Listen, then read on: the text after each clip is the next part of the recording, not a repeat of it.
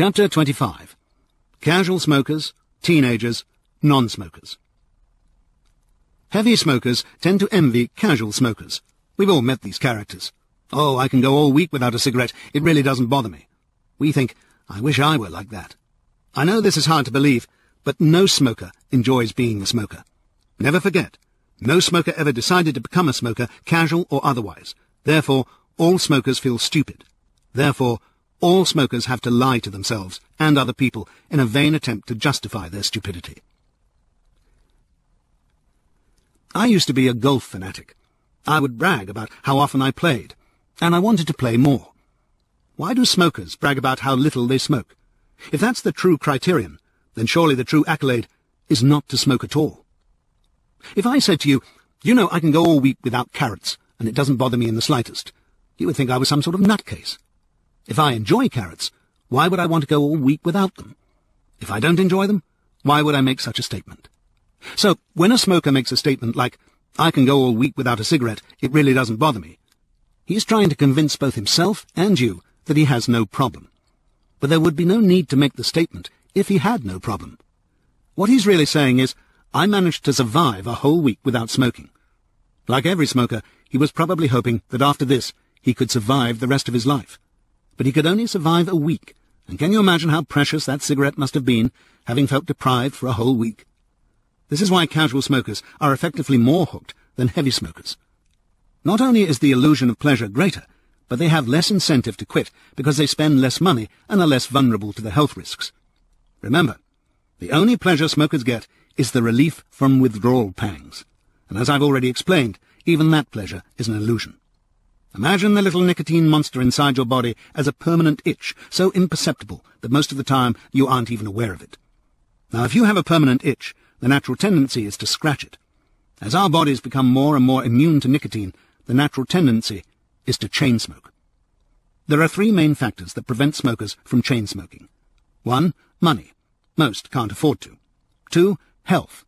In order to relieve our withdrawal pangs, we have to take a poison. Capacity to cope with that poison varies with each individual, and at different times and situations in his or her life.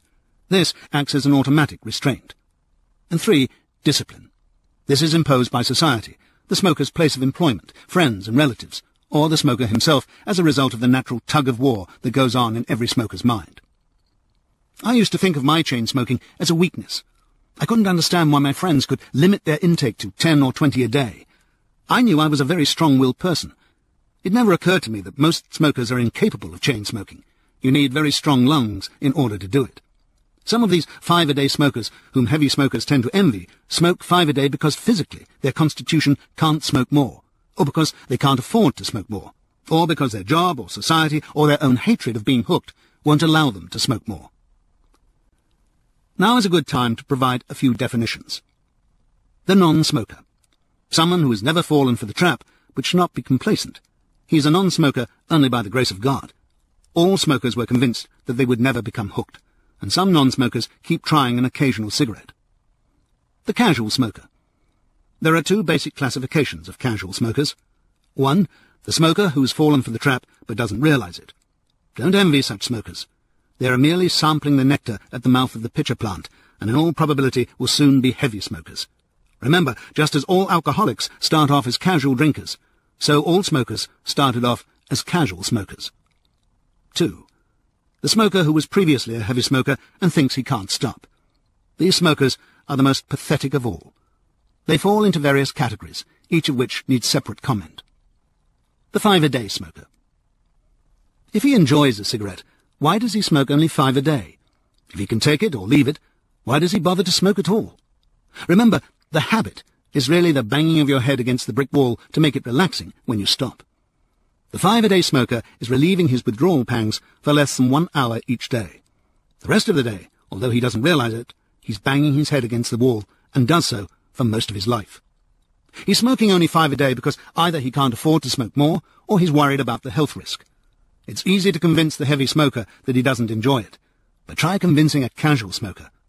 Anybody who has gone through an attempt to cut down will know it is the worst torture of all, and almost guaranteed to keep you hooked for the rest of your life. The morning or evening only smoker. He punishes himself by suffering withdrawal pangs for half the day in order to relieve them the other half. Again, ask him why, if he enjoys a cigarette, he doesn't smoke the whole day, or if he doesn't enjoy a cigarette, why he bothers at all. The 6 months on, 6 months off smoker. Or, I can stop whenever I want to. I've done it thousands of times. If he enjoys smoking, why does he stop for 6 months?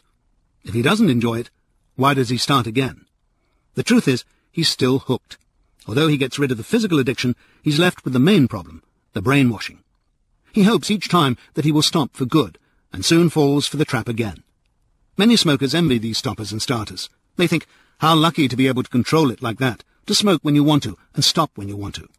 What they always overlook is that these stoppers and starters aren't controlling it. When they're smokers, they wish they weren't. They go through the hassle of stopping, then begin to feel deprived and fall for the trap again, then wish they hadn't. They get the worst of all worlds. When they're smokers, they wish they weren't. When they're non-smokers, they wish they could smoke. If you think about it, this is true all our smoking lives. When we're allowed to smoke, we either take it for granted, or wish we didn't. It's only when we can't have cigarettes that they appear so precious. This is the awful dilemma of smokers. They can never win, because they're moping about a myth, an illusion. There is one way they can win, and that is to stop smoking and stop moping. The I only smoke on special occasions smoker. Yes, we all do to start with, but isn't it amazing how the number of occasions rapidly increase, and before we know it, we're smoking on all occasions? The I have stopped, but I have an occasional cigarette smoker. In a way, such smokers are the saddest cases. Either they go through their lives believing they are being deprived, or more often the occasional cigar becomes two. They remain on the slippery slope, and it goes only one way, downwards. Sooner or later, they're back to being heavy smokers. They've fallen again for the very trap that they fell into in the first place. There are two other categories of casual smoker. The first is the type who smokes just the occasional cigarette or cigar at social occasions. These people are really non-smokers. They don't enjoy smoking. It's just that they feel they're missing out. They want to be part of the action. We all start off like this. Next time the cigars go round, watch how, after a while, the smokers stop lighting those cigars. Even heavy cigarette smokers can't wait to finish them. They would much rather be smoking their own brand. The more expensive and the larger the cigar, the more frustrating it is. The damn thing seems to last all night. The second category is very rare indeed. In fact, of all the thousands who have sought my assistance, I can think of only about a dozen examples. The type can best be described by outlining a recent case. A woman phoned me seeking a private session. She was a lawyer, had been smoking for about 12 years, and had never smoked more or less than 2 cigarettes a day in her smoking life. She was, incidentally, a very strong-willed person. I explained that the success rate in group sessions was just as high as in individual sessions, and in any event, I was able to give individual therapy only if the person was so famous that it would disrupt the group. She began to cry, and I was not able to resist the tears. The session was expensive. Indeed, most smokers would wonder why she wanted to stop in the first place. They would gladly pay what I charged that woman to be able to smoke only 2 cigarettes a day. They make the mistake of assuming that casual smokers are happier and more in control. In control they may be, but happy they're not. In this case, both the woman's parents had died from lung cancer before she became hooked. Like me, she had a great fear of smoking before she smoked the first cigarette. Like me, she eventually fell victim to the massive pressures and tried that first cigarette. Like me, she can remember the foul taste. Unlike me, who capitulated and became a chain smoker very quickly, she resisted the slide. All you ever enjoy in a cigarette is the ending of the craving for it, whether it's the most imperceptible physical craving for nicotine or the mental torture caused by not being allowed to scratch the itch. Cigarettes themselves are filth and poison. This is why you only suffer the illusion of enjoying them after a period of abstinence. Just like a hunger or thirst, the longer you suffer from it, the greater the pleasure when you finally relieve it. Smokers make the mistake of believing smoking is just a habit. They think, if I can only keep it down to a certain level or smoke only on special occasions, my brain and body will accept it. I can then keep my smoking at that level or cut down further should I wish to. Get it clear in your mind. The habit doesn't exist. Smoking is drug addiction. The natural tendency is to relieve withdrawal pangs, not to endure them. Even to hold it at your current level, you would have to exercise willpower and discipline for the rest of your life. Because as your body becomes immune to the drug, it wants more and more, not less and less. As the drug begins to destroy you physically and mentally, as it gradually breaks down your nervous system, your courage and your confidence, so you are increasingly unable to resist reducing the interval between each cigarette. That's why in the early days we can take it or leave it. If we get a cold, we just stop. It also explains why someone like me, who never even suffered the illusion of enjoying them, had to go on chain smoking even though every cigarette had become physical torture. Don't envy that woman. When you smoke only one cigarette every 12 hours, it appears to be the most precious thing on earth. For 12 years, that poor woman had been at the center of a tug-of-war. She'd been unable to stop smoking, yet was frightened to increase the intake in case she got lung cancer like her parents. But for 23 hours and 10 minutes of every one of those days, she had to fight the temptation. It took tremendous willpower to do what she did, and as I've said, such cases are rare. But it reduced her to tears in the end. Just look at it logically. Either there is a genuine crutch or pleasure in smoking, or there isn't. If there is, who wants to wait an hour, or a day, or a week? Why should you be denied the crutch or pleasure in the meantime? If there is no genuine crutch or pleasure, why bother to smoke at all? I remember another case of a 5-a-day man. He started the telephone conversation in a croaky voice. "Mr. Carr, I just want to stop smoking before I die." This is how that man described his life. "I'm 61 years old. I have cancer of the throat caused by smoking. Now I can only physically cope with 5 roll-ups a day. I used to sleep soundly through the night. Now I wake up every hour of the night, and all I can think about is cigarettes. Even when I'm sleeping, I dream about smoking. I can't smoke my first cigarette until 10 o'clock. I get up at 5 o'clock and make endless cups of tea. My wife gets up at about 8 o'clock, and because I'm so bad-tempered, she'll not have me in the house. I go down to the greenhouse and try to putter about, but my mind is obsessed with smoking. At 9 o'clock, I begin to roll my first cigarette, and I do so until it's perfect.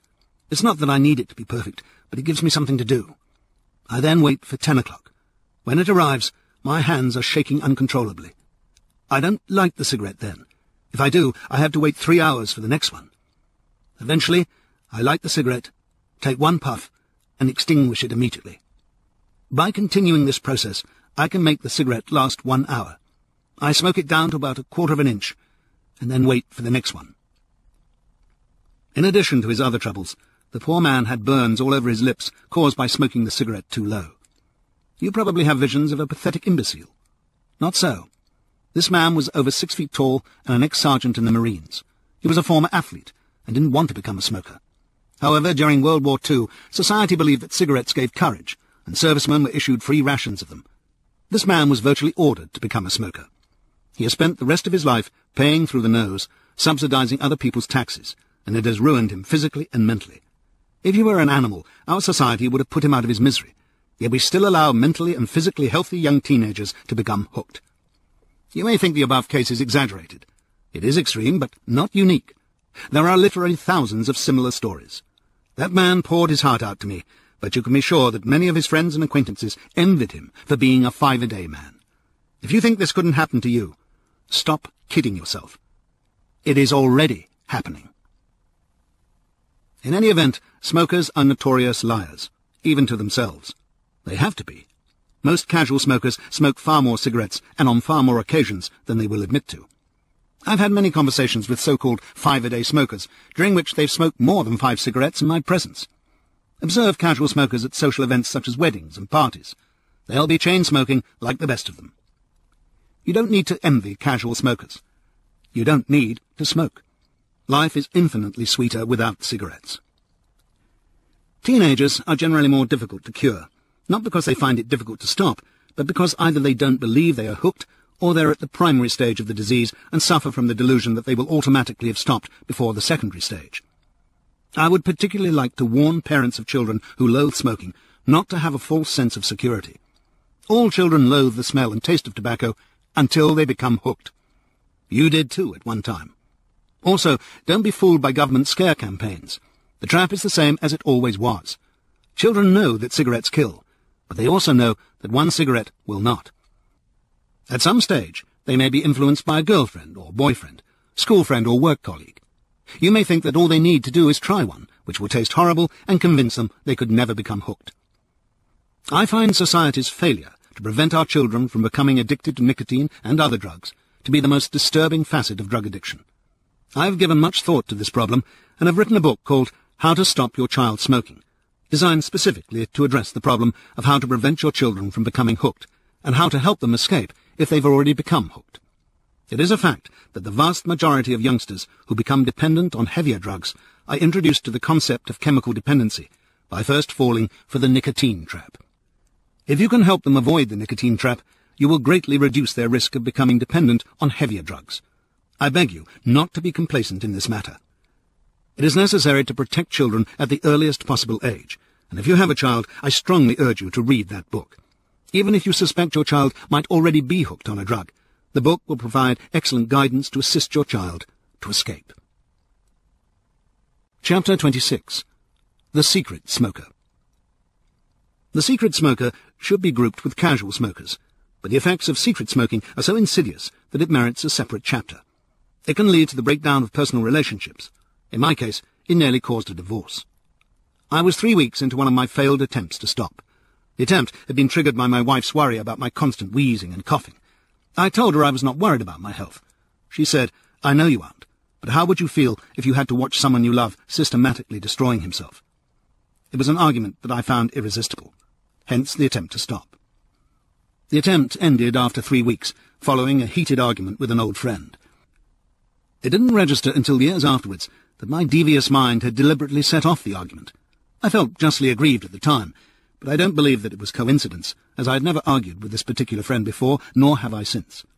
It was clearly the little monster at work. Anyway, I had my excuse. I desperately needed a cigarette, and started smoking again. I couldn't bear to think of the disappointment this would cause my wife, so I didn't tell her. I just smoked when alone. Then gradually I smoked in the company of friends, until it got to the point where everybody knew I was smoking, except my wife. I remember being quite pleased at the time. I thought, well, at least it's cutting my consumption down. Eventually she accused me of continuing to smoke. I'd not realized it, but she described the times I had caused an argument and stormed out of the house.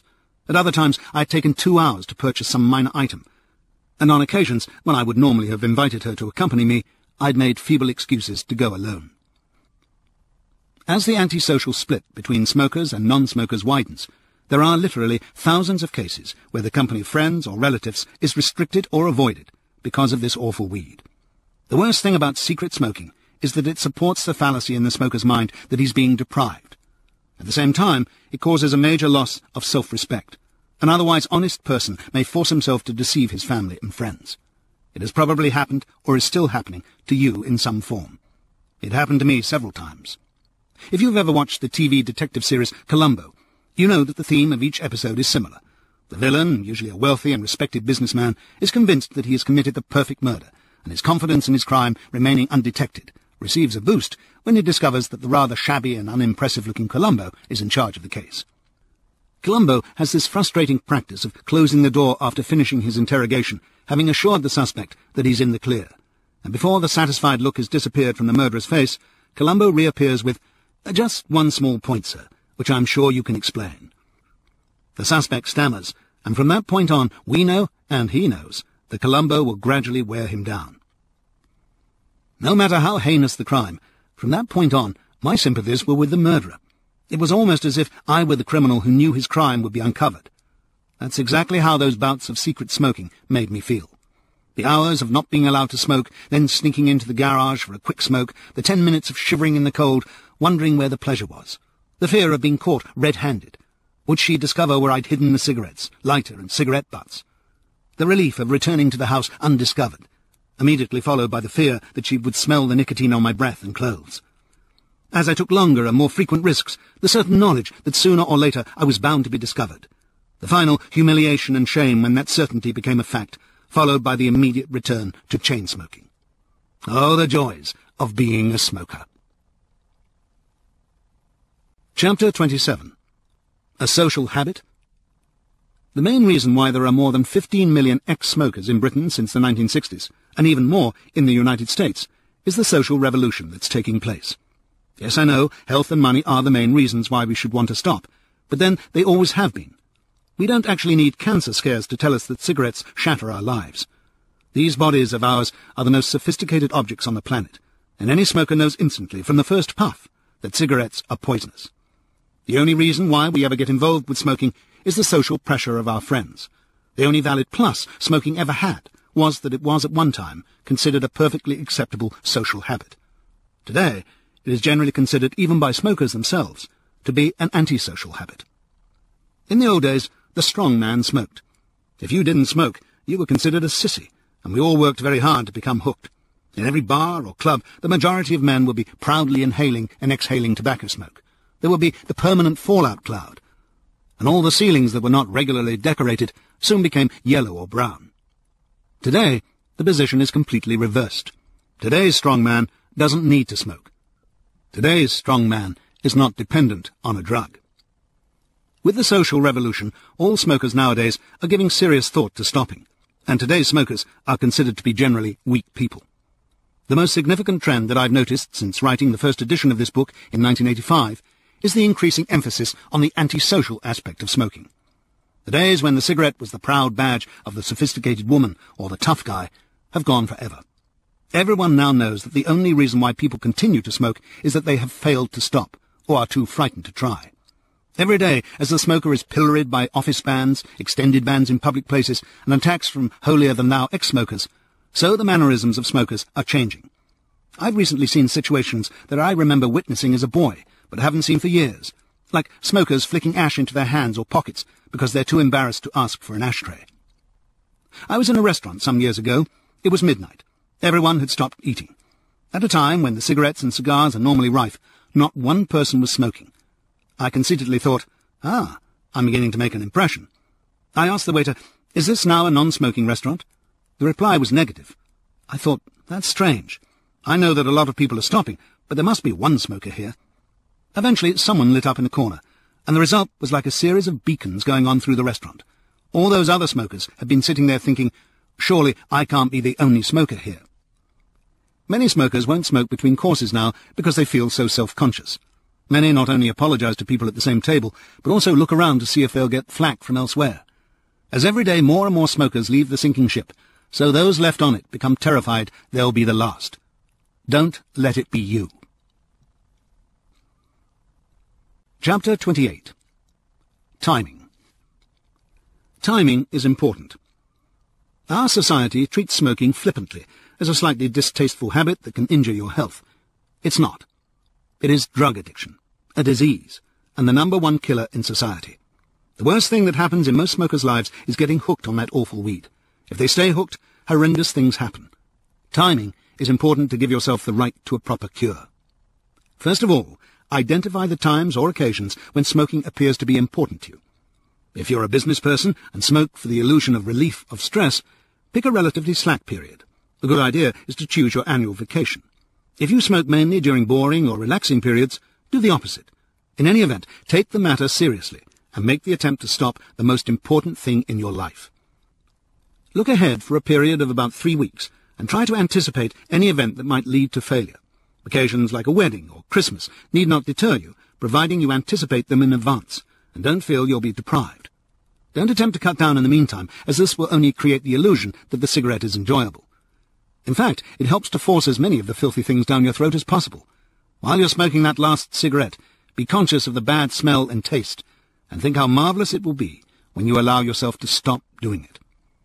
Whatever you do, don't fall into the trap of just saying, "Not now, later," then putting it out of your mind.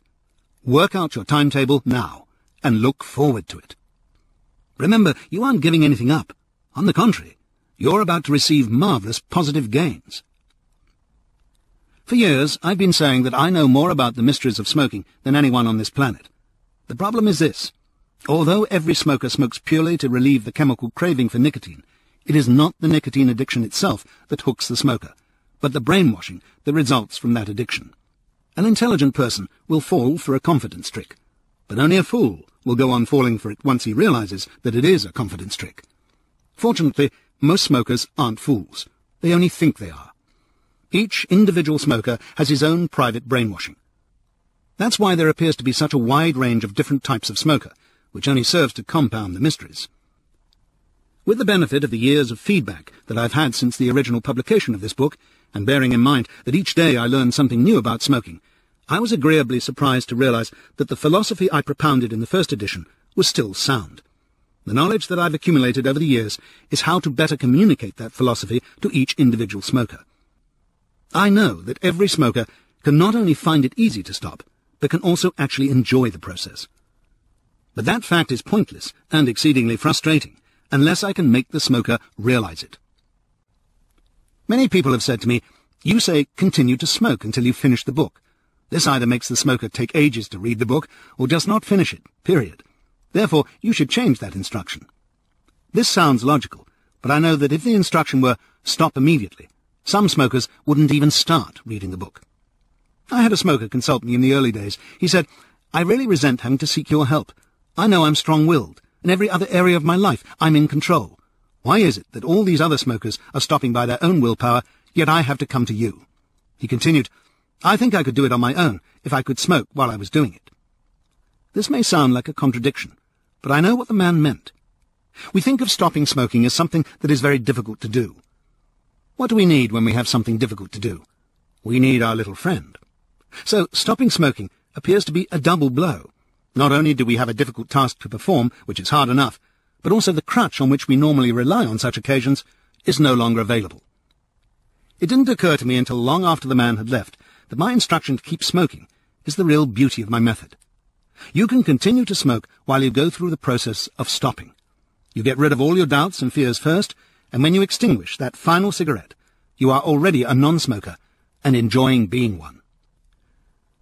The only chapter that has caused me to question my original advice seriously is this chapter on the matter of the right timing. Before, I advised that if your special cigarette occasions are stressful situations at the office, then you should pick a holiday to make an attempt to give up, and vice versa. In fact, that isn't the easiest way to do it. The easiest way is to pick what you consider to be the most difficult time to do it, whether you're under stress, attending a social gathering, needing to concentrate, or just bored. Once you've proved that you can cope with and enjoy life in the worst possible situation, every other situation becomes easy. But if I gave that as a definite instruction, would you even make the attempt to stop? Let me use an analogy. My wife and I intend to swim together. We arrive at the pool at the same time, but we rarely swim together. The reason is that she immerses one toe and half an hour later she's actually swimming. I can't stand that slow torture. I know in advance that at some stage, no matter how cold the water is, eventually I must brave it. So I've learned to do it the easy way. I dive straight in. Now, assuming that I were in a position to insist that if she didn't dive straight in, she couldn't swim at all, I know that she wouldn't swim at all. You see the problem. From feedback, I know that many smokers have used the original advice I gave on timing to delay what they think will be the evil day. My next thoughts were to use the technique that I used for the chapter on the advantages of smoking. Something like, timing is very important, and in the next chapter I'll advise you about the best time for you to make the attempt. You turn the page over, and there is just a huge now. That is, in fact, the best advice. But would you take it? This is the subtlest aspect of the smoking trap. When we have genuine stress in our lives, it's not the time to stop. And if we have no stress in our lives, we have no desire to stop. Ask yourself the following questions. When you smoked that very first cigarette, did you really decide then that you would continue to smoke the rest of your life, all day, every day, without ever being able to stop? Of course you didn't. Are you going to continue the rest of your life all day, every day, without ever being able to stop? Of course you aren't. So when will you stop? Tomorrow? Next year? The year after? Isn't this what you've been asking yourself since you first realized you were hooked? Are you hoping that one morning you'll wake up and just not want to smoke anymore? Stop kidding yourself. I waited 33 years for it to happen to me. With drug addiction, you get progressively more hooked, not less. You think it'll be easier tomorrow? You're still kidding yourself. If you can't do it today, what makes you think it will be easier tomorrow? Are you going to wait until you've actually contracted one of the killer diseases? That would be a bit pointless.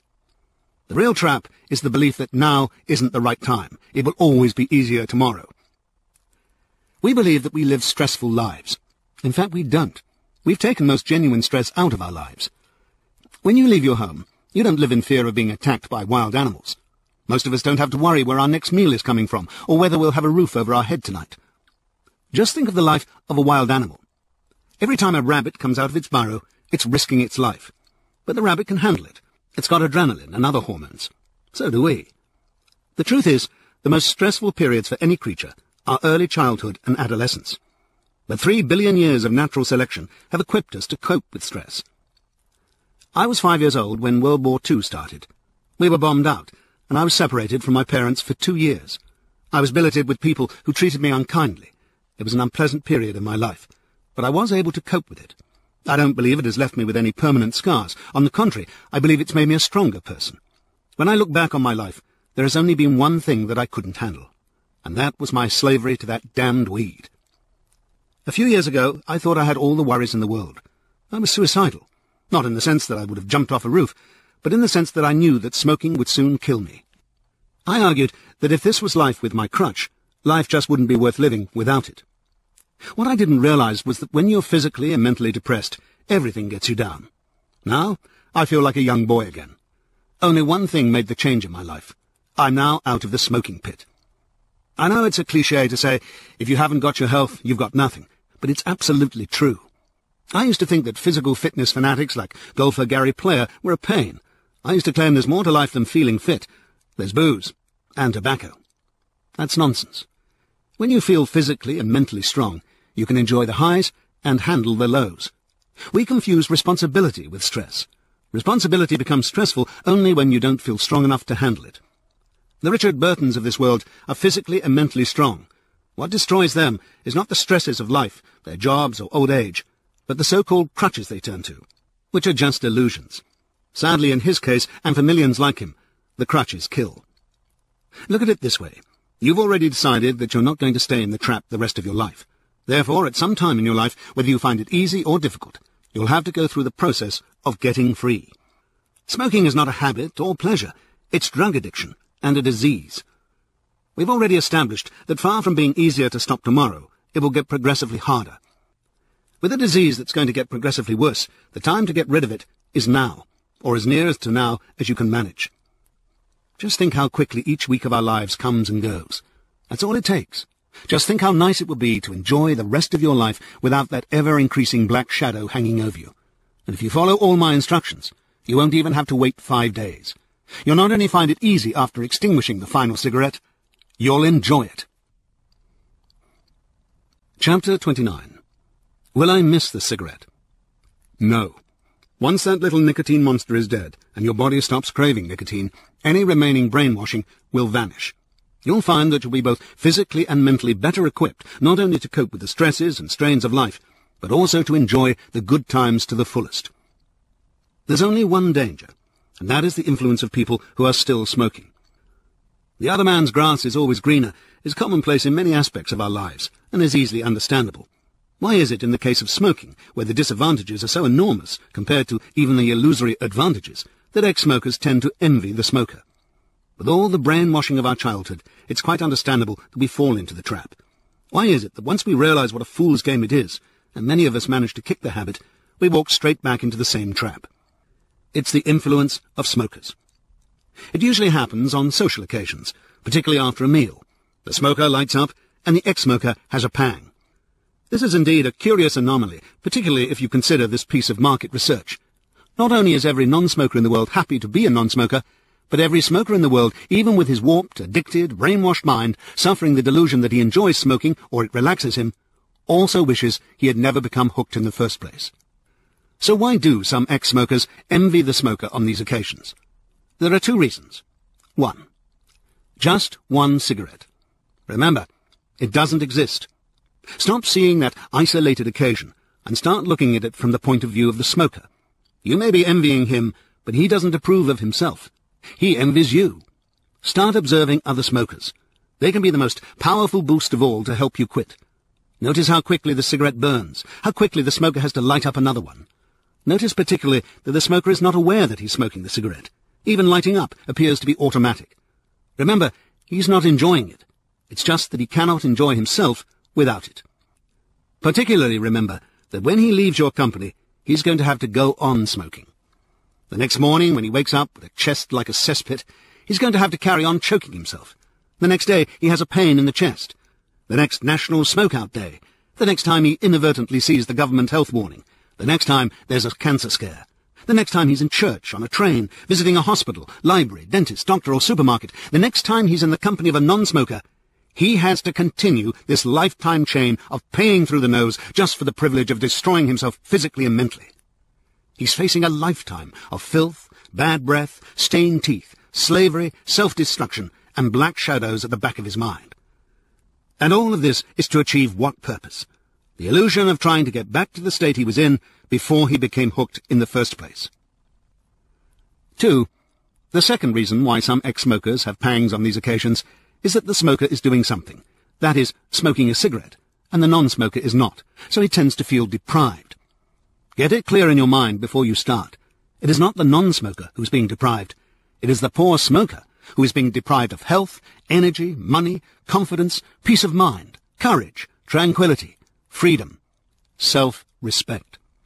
Get out of the habit of envying smokers and start seeing them as the miserable, pathetic creatures they really are.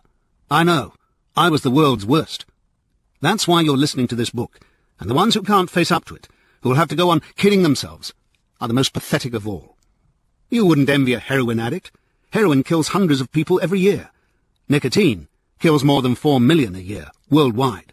It's already killed more people on this planet than all the wars of history combined.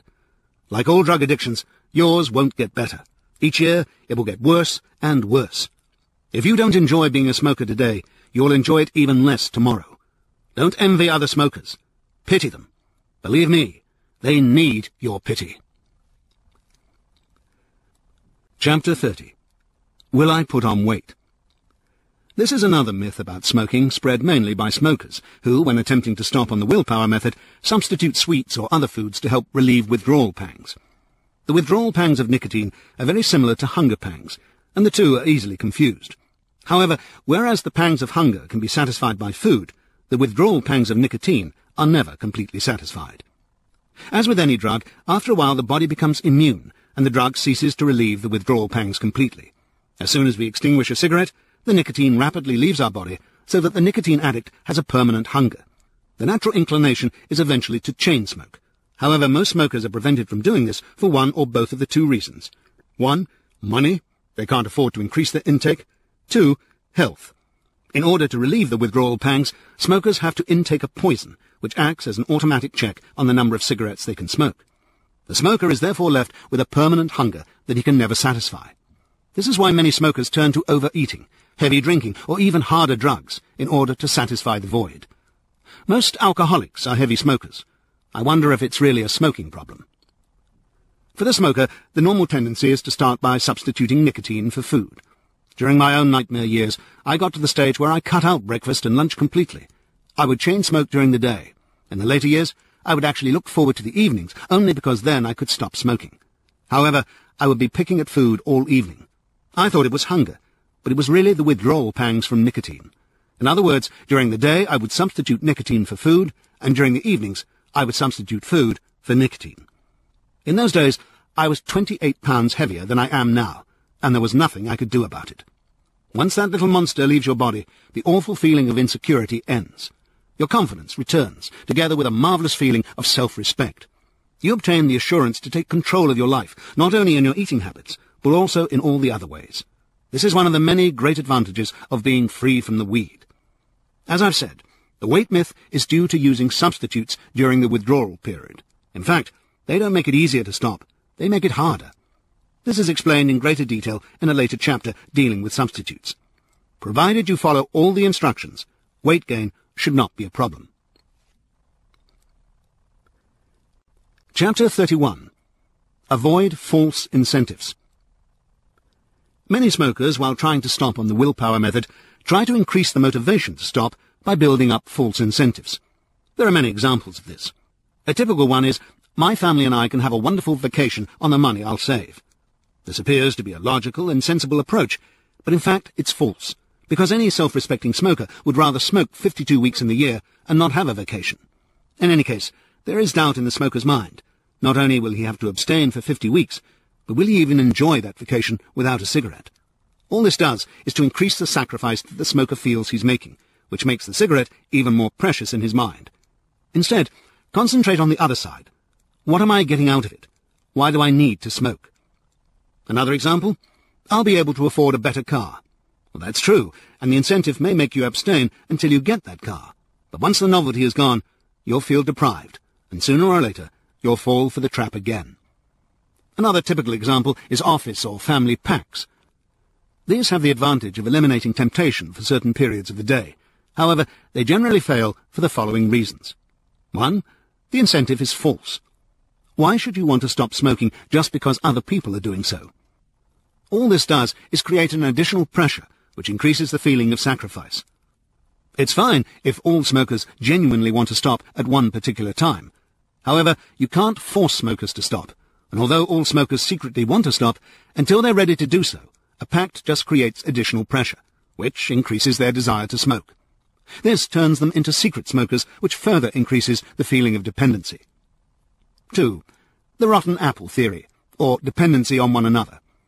Under the willpower method of stopping, the smoker is undergoing a period of penance, during which he waits for the urge to smoke to dissipate. If he gives in, there's a sense of failure. Under the willpower method, one of the participants is bound to give in sooner or later.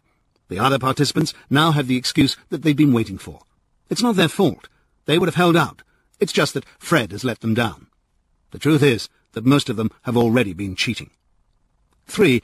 Sharing the credit is the reverse of the rotten apple theory. Here, the loss of face due to failure is not so bad when shared. There's a marvellous sense of achievement in stopping smoking.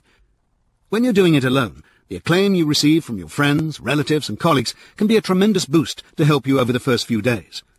When everybody is doing it at the same time, the credit has to be shared, and the boost is consequently reduced. Another classic example of false incentives is the bribe, such as a parent offering the teenager a sum of money to abstain, or the bet, "I'll give you $100 if I fail." There was once an example on a TV program. A policeman trying to give up smoking put a $20 bill in his cigarette pack. He had a pact with himself. He could smoke again, but he first had to set light to the $20 bill. This stopped him for a few days, but eventually he burned the note. Stop kidding yourself.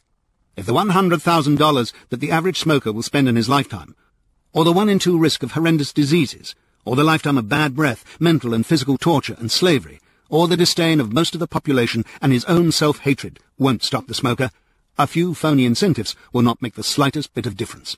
They'll only make the sacrifice appear worse. Keep looking at the other side of the tug-of-war and ask yourself, what is smoking doing for me? Absolutely nothing. Why do I need to do it? You don't. You're only punishing yourself. Chapter 32. The Easy Way to Stop. This chapter contains instructions about the easy way to stop smoking. Providing you follow the instructions, you'll find that stopping ranges from relatively easy to enjoyable. But remember the definition of a brunette, a girl who didn't read the instructions on the bottle. It's ridiculously easy to stop smoking. All you have to do is 2 things. 1. Make the decision that you're never going to smoke again. And 2. Don't mope about it. Rejoice. You're probably asking, why the need for the rest of the book? Why couldn't you have said that in the first place? The answer is that you would at some time have moped about it, and consequently, sooner or later, you would have changed your decision. You've probably already done it many times before. As I've already said, the whole business of smoking is a subtle, sinister trap. The main problem of stopping isn't the chemical addiction, but the brainwashing, and it's necessary first to explode the myths and delusions. Understand your enemy, know his tactics, and you'll easily defeat him. I've spent most of my life trying to stop smoking, and I've suffered weeks of black depression. When I finally stopped, I went from 100 a day to 0 without one bad moment. It was enjoyable even during the withdrawal period, and I've never had the slightest pang since. On the contrary, it's the most wonderful thing that has happened in my life. I couldn't understand why it had been so easy, and it took me a long time to find out the reason. It was this. I knew for certain that I was never going to smoke again. During previous attempts, no matter how determined I was basically trying to stop smoking. I hoped that if I could survive long enough without a cigarette, the urge would eventually go. Of course, It didn't go because I was waiting for something to happen, and the more I moped about it, the more I wanted a cigarette, so the craving never went.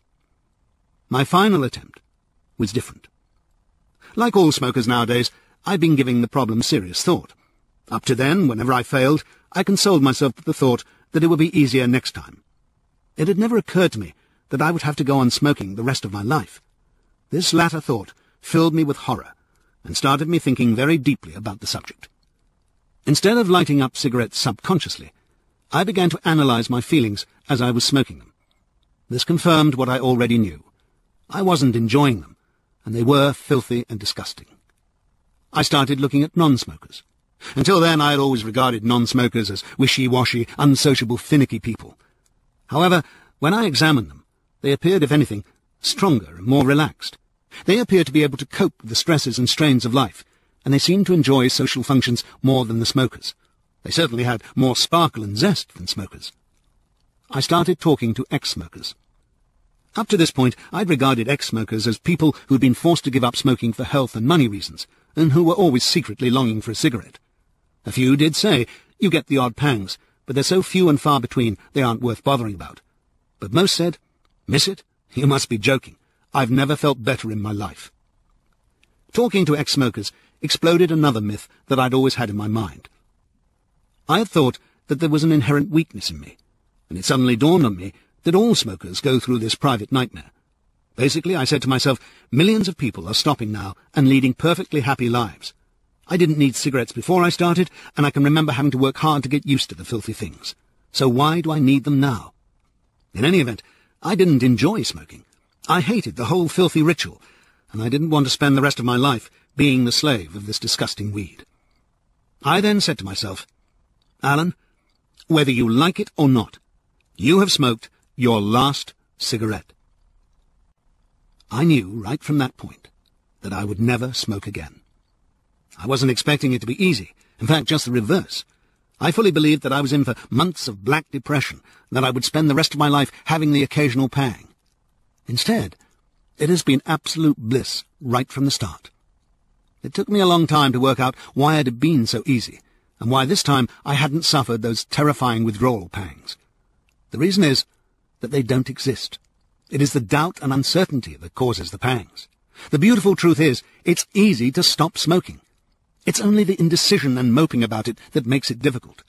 Even while smokers are addicted to nicotine, they can go for relatively long periods at certain times in their lives without bothering about it. It's only when you want a cigarette but can't have one that you suffer. Therefore, the key to making it easy is to make stopping certain and final. Not to hope, but to know you have kicked it, having made the decision. Never to doubt or question it. In fact, just the reverse. Always to rejoice about it. If you can be certain from the start, it will be easy. But how can you be certain from the start unless you know it's going to be easy? This is why the rest of the book is necessary. There are certain essential points, and it's necessary to get them clear in your mind before you start. 1. Realize that you can achieve it. There is nothing different about you, and the only person who can make you smoke that next cigarette is you. 2. There is absolutely nothing to give up.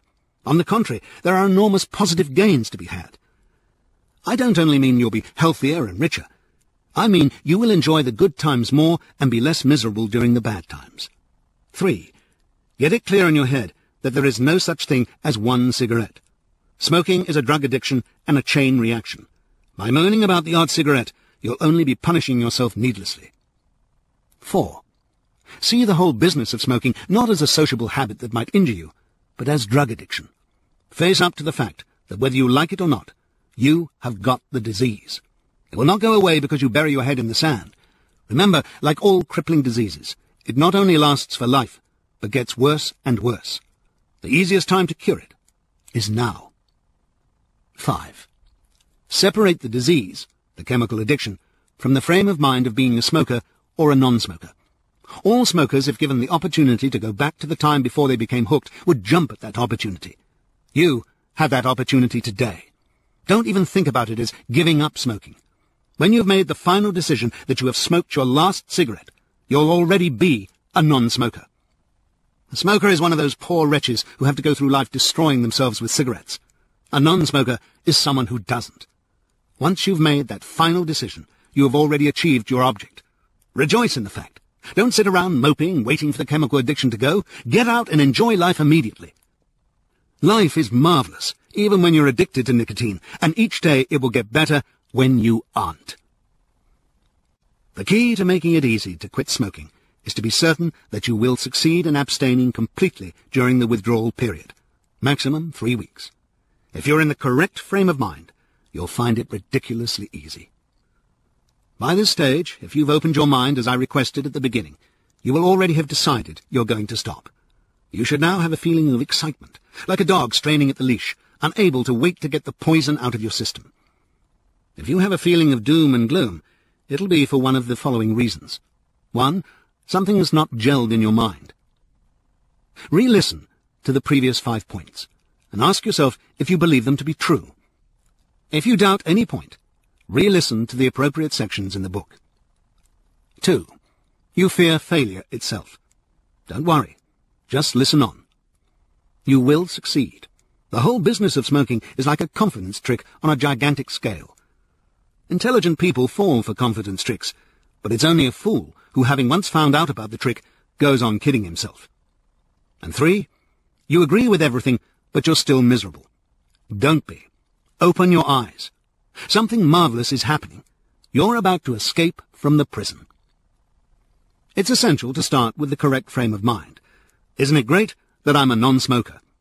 All we have to do now is to keep you in that frame of mind during the withdrawal period, and the next few chapters deal with specific points to enable you to stay in that frame of mind during that time. After the withdrawal period, you won't have to think that way. It will be automatic, and the only mystery in your life will be, if it's so obvious, why couldn't I see it before? However, I have 2 important warnings. 1. Delay your plan to extinguish your last cigarette until you have finished the book.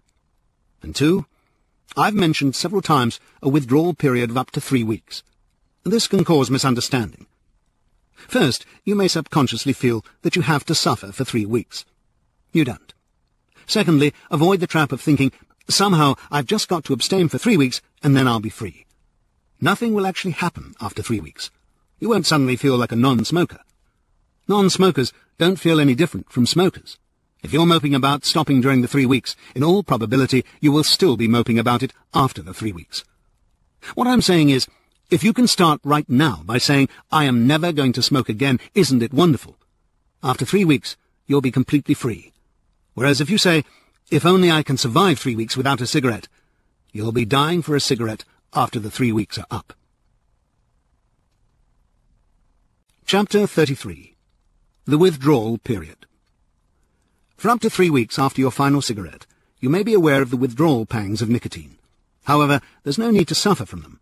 These triggers consist of 2 quite separate factors. 1. The withdrawal pangs of nicotine. That empty, insecure feeling like a hunger which smokers experience as a craving or a need to do something with their hands. And 2. The psychological trigger of certain events, such as a telephone conversation. It's the failure to understand and to differentiate between these 2 distinct factors that makes it so difficult for smokers to achieve success on the willpower method. It's also the reason why many smokers who do achieve it fall into the trap again. Although the withdrawal pangs of nicotine cause no physical pain, don't underestimate their power. We talk of hunger pains if we go without food for a day. There may be tummy rumblings, but there's no physical pain. Even so, hunger is a powerful force, and we're likely to become very irritable when deprived of food. It's similar when our body is craving nicotine. The difference is that our body needs food, but it doesn't need poison, and with the right frame of mind, the withdrawal pangs are easily overcome and disappear very quickly. If smokers can abstain for a few days on the willpower method, the craving for nicotine soon disappears. It's the second factor that causes the difficulty. The smoker has gotten into the habit of relieving his withdrawal pangs at certain times or occasions, which causes an association of ideas, such as, I can't enjoy a drink without a cigarette. It may be easier to understand the effect with the help of an example.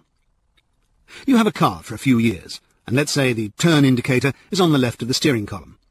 On your next car, it's on the right. You know it's on the right, but for a couple of weeks you put the windshield wipers on whenever you want to turn. Stopping smoking is similar. During the early days of the withdrawal period, the trigger mechanism will operate at certain times. You'll think, I want a cigarette. It's essential to counter the brainwashing right from square one. Then these automatic triggers will quickly disappear. Under the willpower method, the smoker believes he's making a sacrifice, is moping about it, and is waiting for the urge to smoke to disappear. Rather than removing these trigger mechanisms, he's actually increasing them. A common trigger is a meal, particularly one at a restaurant with friends. The ex-smoker is already miserable because he's being deprived of his cigarette. His friends light up, and he feels even more deprived. Now he's not enjoying the meal or what should be a pleasant social occasion. Because he associates the cigarette with the meal and the social occasion, he's now suffering a triple blow, and the brainwashing is actually being increased. If he's resolute and can hold out long enough, he eventually accepts his lot and gets on with his life. However, part of the brainwashing remains. One of the most pathetic things is the smoker who has given up smoking for health or money reasons, yet even after several years still craves a cigarette on certain occasions. He's pining for an illusion that exists only in his mind and is needlessly torturing himself. Even under my method, responding to triggers is the most common failing. The ex-smoker tends to regard the cigarette as a sort of placebo or sugar pill. He thinks, I know the cigarette does nothing for me, but if I think it does, on certain occasions it will be a help to me. A sugar pill, although providing no actual physical help, can be a powerful psychological aid to relieve genuine symptoms, and is therefore considered beneficial. The cigarette, however, is not a sugar pill. It creates the symptoms that it relieves, and after a while ceases even to relieve these symptoms completely. The pill is causing the disease, and worse, happens to be the #1 killer poison in society. You may find it easier to understand the effect when related to non-smokers or a smoker who's quit for several years. Take the case of a wife who loses her husband. It's quite common at such times for a smoker with the best intentions to say, have a cigarette. It will help calm you down. If the cigarette is accepted, it will not have a calming effect because the woman is not addicted to nicotine, and there are no withdrawal pangs to relieve. At best, all it would do is to give her a momentary psychological boost. As soon as the cigarette is extinguished, the original tragedy is still there. In fact, it will be increased, because the woman is now suffering withdrawal pangs, and her choice is now either to endure them or to relieve them by smoking another cigarette, and start the chain of misery. Again, all the cigarette will have done is to give a momentary psychological boost. The same effect could have been achieved by offering a word of comfort. Many non-smokers and ex-smokers have become addicted to the weed as a result of such occasions. It is essential to counter the brainwashing right from the start. Get it quite clear in your head. You don't need the cigarette, and you're only torturing yourself by continuing to regard it as some sort of prop or boost. There is no need to be miserable. Cigarettes do not make meals or social occasions. They ruin them. Remember, too, that the smokers at that meal are not smoking because they're enjoying the cigarette. They're smoking because they have to. They're drug addicts. You cannot enjoy the meal or life without it. Abandon the concept of the smoking habit as pleasurable in itself. Many smokers think, if only there were a clean cigarette. Any smoker who tries herbal cigarettes soon finds out that they're a waste of time. Get it clear in your mind that the only reason you've been smoking is to get the nicotine. Once you're rid of the craving for nicotine, you'll have no more need to stick a cigarette in your mouth than in your ear. Whether the pang is due to actual withdrawal symptoms, the empty feeling, or a trigger mechanism, accept it. The physical pain is non-existent, and with the right frame of mind, cigarettes become no problem. Do not worry about withdrawal. The feeling itself isn't bad. It's the association with wanting a cigarette and then feeling denied that is the problem. Instead of moping about the pang, say to yourself, I know what it is. It's the withdrawal pang from nicotine. That's what smokers suffer all their lives, and that's what keeps them smoking. Non-smokers do not suffer these pangs. It's another of the many evils of this drug. Isn't it marvelous? I'm purging this evil from my body. In other words, for the next 3 weeks, you will have a slight trauma inside your body. But during those weeks, and for the rest of your life, something wonderful will be happening. You'll be ridding yourself of an awful disease. That bonus will more than outweigh the slight trauma, and you'll actually enjoy the withdrawal pangs. They'll become moments of pleasure. Think of the whole business of stopping as an exciting game. Think of the nicotine monster as a sort of tapeworm inside your stomach. You've got to starve him for 3 weeks, and he's going to try to trick you into lighting a cigarette to keep him alive. At times he will try to make you miserable. At times you will be off guard. Someone may offer you a cigarette, and you may forget that you've stopped. There is a slight feeling of deprivation when you remember. Be prepared for these traps in advance. Whatever the temptation, get it into your mind that it's only there because of the monster inside your body, and every time you resist the temptation, you've dealt another mortal blow in the battle. Whatever you do, don't try to forget about smoking. This is one of the things that causes smokers, using the willpower method, hours of depression. They try to get through each day, hoping that eventually they'll just forget about it. It's like not being able to sleep. The more you worry about it, the harder it becomes.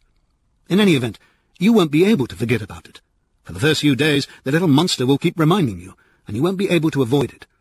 As long as there are still smokers and extensive cigarette promotions about, you'll have constant reminders. The point is, you have no need to forget. Nothing bad is happening. Something marvelous is taking place. Even if you're thinking about it 1,000 times a day, savor each moment. Remind yourself how wonderful it is to be free again. Remind yourself of the sheer joy of not having to choke yourself any more. As I've said, you'll find that the pangs become moments of pleasure, and you'll be surprised how quickly you will then forget about smoking. Whatever you do not doubt your decision. Once you start to doubt, you'll start to mope, and it will get worse. Instead, use the momentary pang as a boost. If it's caused by depression, remind yourself that that's what cigarettes were doing to you. If you're offered one by a friend, take pride in saying, "I'm happy to say I don't need them anymore." That will hurt him, but when he sees that it isn't bothering you, he'll be halfway to joining you. Remember that you've had very powerful reasons for stopping in the first place. Remind yourself of all the money that one cigarette will cost you, and ask yourself whether you really want to risk those fearful diseases. Above all, remember that the feeling is only temporary, and each moment is a moment nearer to your goal. Some smokers fear that they'll have to spend the rest of their lives reversing the automatic triggers. In other words, they believe that they'll have to go through life using psychological tricks to kid themselves that they don't really need a cigarette. This is not so. Remember that the optimist sees the bottle as half full, and the pessimist sees it as half empty. In the case of smoking, the bottle is empty, and the smoker sees it as full. It is the smoker who's been brainwashed. Once you start telling yourself that you don't need to smoke, in a very short time you won't even need to say it, because the beautiful truth is, you do not need to smoke. It's the last thing you need to do. Make sure it's not the last thing you do. Chapter 34. Just one puff. The idea of just one more puff is the undoing of many smokers who try to stop by the willpower method. They'll go through 3 or 4 days and then have the odd cigarette or puff or two to tide them over. They don't realize the devastating effect this has on their morale. For most smokers, that first puff doesn't taste good, and this gives their conscious minds a boost. They think, "Good, that wasn't enjoyable. I'm losing the urge to smoke." In fact, the reverse is the case. Get it clear in your mind. Cigarettes never were enjoyable. Enjoyment wasn't the reason why you smoked. If smokers smoked for enjoyment, they'd never smoke more than one cigarette. The only reason you smoked was to feed that little monster. Just think, you've starved him for 4 days. How precious that one cigarette or just the puff must have been to him. You're not aware of it in your conscious mind, but the fix your body received will be communicated to your subconscious mind, and all your sound preparation will be undermined. There'll be a little voice at the back of your mind saying, "In spite of all the logic, cigarettes are precious. I want another one." That little puff has 2 damaging effects. 1, it keeps the little monster alive in your body, and 2, what's worse, it keeps the big monster alive in your mind. If you had the last puff, it will be easier to have the next one. Remember, just one cigarette is how people get into smoking in the first place. Chapter 35. Will it be harder for me? The combinations of factors that will determine how easily each individual smoker will quit are infinite. To start with, each of us has his own character, type of work, personal circumstances, timing, and so forth. Certain professions may make it harder than others, but providing the brainwashing is removed, it doesn't have to be so. A few individual examples will help. Quitting tends to be particularly difficult for members of the medical profession. We think it should be easier for doctors because they're more aware of the effects of ill health and see daily evidence of it. Although this supplies more forceful reasons for stopping, it doesn't make it any easier to do. The reasons are these. 1. The constant awareness of the health risk creates fear, which is one of the conditions under which we need to relieve our withdrawal pangs. 2. A doctor's work is exceedingly stressful, and he's usually not able to relieve the additional stress of withdrawal pangs while he's working. And 3, he has the additional stress of guilt. He feels that he should be setting an example for the rest of the population. This puts more pressure on him and increases the feeling of deprivation. During the doctor's hard-earned breaks, when the normal stress is momentarily relieved, that cigarette becomes very precious when used to relieve his withdrawal pangs. This is a form of casual smoking and applies to any situation where the smoker is forced to abstain for lengthy periods. Under the willpower method, the smoker is miserable because he's being deprived. He's not enjoying the break or the cup of tea or coffee that goes with it. His sense of loss is therefore greatly increased, and because of the association of ideas, the cigarette gets credit for the total situation. However, if you can first remove the brainwashing and stop moping about the cigarette, the break and the cup of tea can still be enjoyed even while the body is craving nicotine. Another difficult situation is boredom, particularly when it's combined with periods of stress. Typical examples are drivers or parents at home with young children. The work is stressful, yet much of the work is monotonous. During an attempt to stop on the willpower method, a housewife, for example, has long periods in which to mope about her loss, which increases the feeling of depression. Again, this can be easily overcome if your frame of mind is correct. Don't worry that you are continually reminded that you've stopped smoking. Use such moments to rejoice in the fact that you're ridding yourself of the evil monster.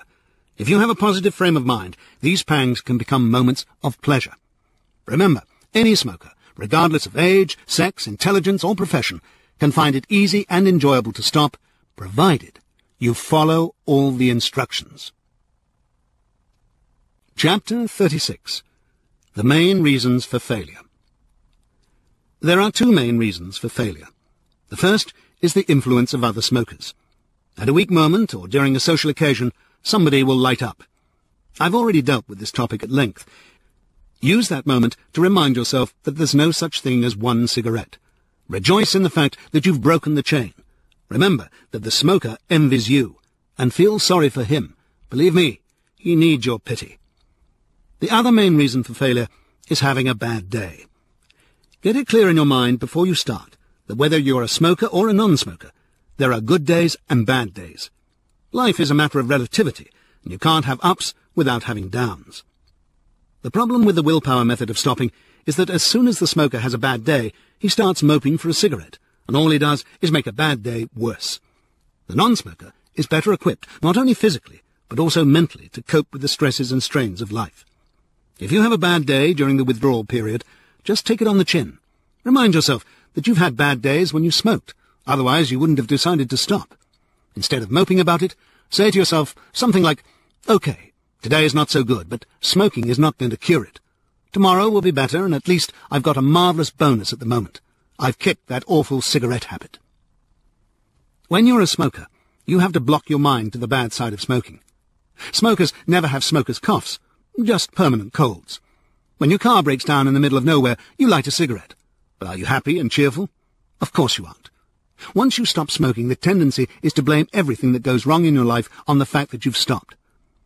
Now, if your car breaks down, you think, "At times like these, I would have lit a cigarette." That's true, but what you forget is that the cigarette didn't solve the problem, and you're simply punishing yourself by moping about an illusory crutch. You're creating an impossible situation. You're miserable because you can't have the cigarette, and you'll be even more miserable if you do. You know that you've made the correct decision by stopping smoking, so don't punish yourself by ever doubting the decision. Remember, a positive mental approach is essential. Always. Chapter 37. Substitutes. Substitutes include chewing gum, sweets, peppermints, herbal cigarettes, and pills. Do not use any of them. They make it harder, not easier. If you do get a pang and use a substitute, it'll prolong the pang and make it harder. What you're really saying is, "I need to smoke," or "fill the void." It'll be like giving in to a hijacker or the tantrums of a child. It'll just keep the pangs coming and prolong the torture.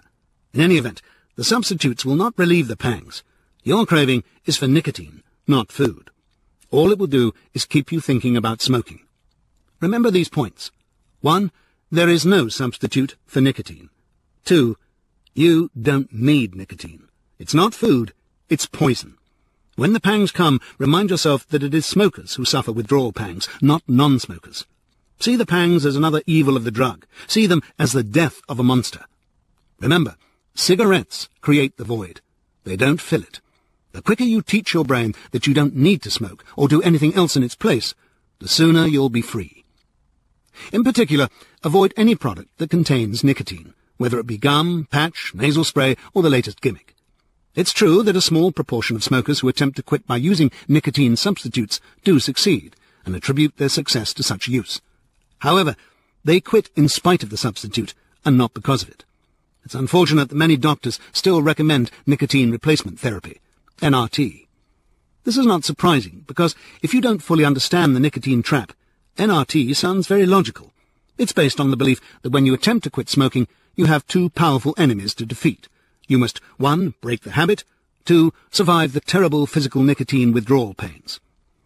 If you have two powerful enemies to defeat, it's sensible not to fight them simultaneously, but one at a time. So the NRT theory is that you first stop smoking, but continue to take a nicotine replacement. Then, once you've broken the habit, you gradually reduce the supply of nicotine, thus tackling each enemy separately. It sounds logical, but it's based on the wrong facts. Smoking is not habit, but nicotine addiction, and the actual physical pain from nicotine withdrawal is almost imperceptible. What you're trying to achieve when you quit smoking is to kill both the little nicotine monster in your body and the big monster inside your brain as quickly as possible. All NRT does is prolong the life of the little monster, which in turn prolongs the life of the big monster. Remember, easy way makes it easy to quit immediately. You can kill the big monster, brainwashing, before you extinguish your final cigarette. The little monster will soon be dead, and even while it's dying, will be no more of a problem than it was when you were a smoker. Just think, how can you possibly cure an addict of drug addiction by recommending the same drug? One eminent and highly respected doctor has actually stated on national television that some smokers are so dependent on nicotine that if they did quit, they would have to take a nicotine substitute for life. How can a doctor get so confused as to believe that the human body is not just dependent upon food, water, and oxygen, but also on a powerful poison? We often have smokers attend our clinics who've quit smoking but are hooked on nicotine gum. Others are hooked on the gum and are still smoking. Don't be fooled by the fact that the gum tastes awful. So did the first cigarette. All substitutes have exactly the same effect as nicotine chewing gum. I'm now talking about this business of, I can't have a cigarette, so I'll have ordinary chewing gum, or sweets, or peppermints, to help fill the void. Although the empty feeling of wanting a cigarette is indistinguishable from hunger for food, one will not satisfy the other. In fact, if anything is designed to make you want a cigarette, it's stuffing yourself with chewing gum or peppermints. But the chief evil of substitutes is that they prolong the real problem, which is the brainwashing. By saying, I need a substitute for smoking, what you're really saying is, I'm making a sacrifice. The depression associated with the willpower method is caused by the fact that the smoker believes he's making a sacrifice. All he'll be doing is to substitute one problem for another. There's no pleasure in stuffing yourself with sweets. You'll just get fat and miserable, and in no time at all, you'll be back on the weed. Casual smokers find it difficult to dismiss the belief that they're being deprived of their little reward, the cigarette during the coffee break of office or factory workers who aren't allowed to smoke while working, or of teachers in the staff room between lessons, or the quickie by doctors between patients. Some say, I wouldn't even take the break if I didn't smoke. That proves the point. Often the break is taken not because the smoker needs it or even wants it, but because the smoker desperately needs to scratch the itch. Remember, those cigarettes never were genuine rewards. They were equivalent to wearing tight shoes to get the pleasure of taking them off. So, if you feel that you must have a little reward, let that be your substitute. While you're working, wear a pair of shoes a size too small for you. Don't allow yourself to remove them until you have your break. Then experience that wonderful moment of relaxation and satisfaction when you do remove them. Perhaps you feel that would be rather stupid. You're absolutely right. It's hard to visualize why you're still in the trap, but that is what smokers do. It's also hard to visualize that soon you won't need that little reward, and you'll regard your friends who are still in the trap with genuine pity and wonder why they can't see the point. However, if you go on kidding yourself that the cigarette was a genuine reward or that you need a substitute to take its place, you'll feel deprived and miserable, and the chances are that you'll end up smoking again. If you need a genuine break, you'll soon be enjoying that break even more because you won't have to choke yourself. Remember, you don't need a substitute. Those pangs are a craving for poison, and it will soon be gone. Let that be your prop for the next few days. Enjoy ridding your body of poison and your mind of slavery and dependence. If, because your appetite is better, you eat more at main meals and put on a couple of pounds during the next few days, don't worry about it. When you experience the moment of revelation that I describe later, you'll have confidence, and you'll find that any problem you have that is capable of being solved by positive thinking, you'll be able to solve, including eating habits. But what you mustn't do is start picking between meals. If you do, you will get fat and miserable, and you'll never know when you've kicked the weed. You'll just be replacing the problem instead of getting rid of it.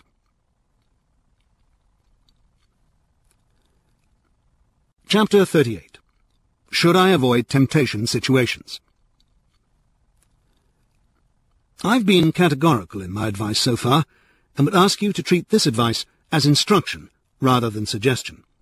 I'm categorical, first, because there are sound, practical reasons for my advice, and second, because those reasons have been backed up by thousands of case studies. On the question of whether or not to try to avoid temptation during the withdrawal period, I regret that I can't be categorical. Each smoker will need to decide for himself. I can, however, make what I hope will be helpful suggestions. I repeat that it is fear that keeps us smoking all our lives, and this fear consists of two distinct phases. 1. How can I survive without a cigarette? This fear is the panic that smokers experience when they're out late at night and their cigarettes begin to run out. The fear isn't caused by withdrawal pangs, but is the psychological fear of dependency. You believe you can't survive without a cigarette. That fear actually reaches its height when you're smoking your last cigarette, at the time when your withdrawal pangs are at the lowest point. It is the fear of the unknown, the sort of fear that people have when they're learning to dive. The diving board is 1 foot high, but seems to be 6 feet high. The water is 6 feet deep, but appears to be 1 foot deep. It takes courage to launch yourself. You're convinced you're going to smash your head. The launching is the hardest part. If you can find the courage to do it, the rest is easy. This explains why many otherwise strong-willed smokers either have never attempted to stop or can survive only a few hours when they do. In fact, there are some 20 cigarettes a day smokers who, when they decide to stop, actually smoke their next cigarette more quickly than if they'd not decided to stop. The decision causes panic, which is stressful. This is one of the occasions when the brain triggers the instruction, have a cigarette. But now you can't have one. You're being deprived. More stress. The trigger starts again, quickly the fuse blows, and you light up. Don't worry. That panic feeling is purely psychological and caused by the belief that you're actually dependent on nicotine. The beautiful truth is that you're not. And once that illusion is removed, so is the panic, even while the little monster still lives. Do not panic. Just trust me, and launch yourself. 2.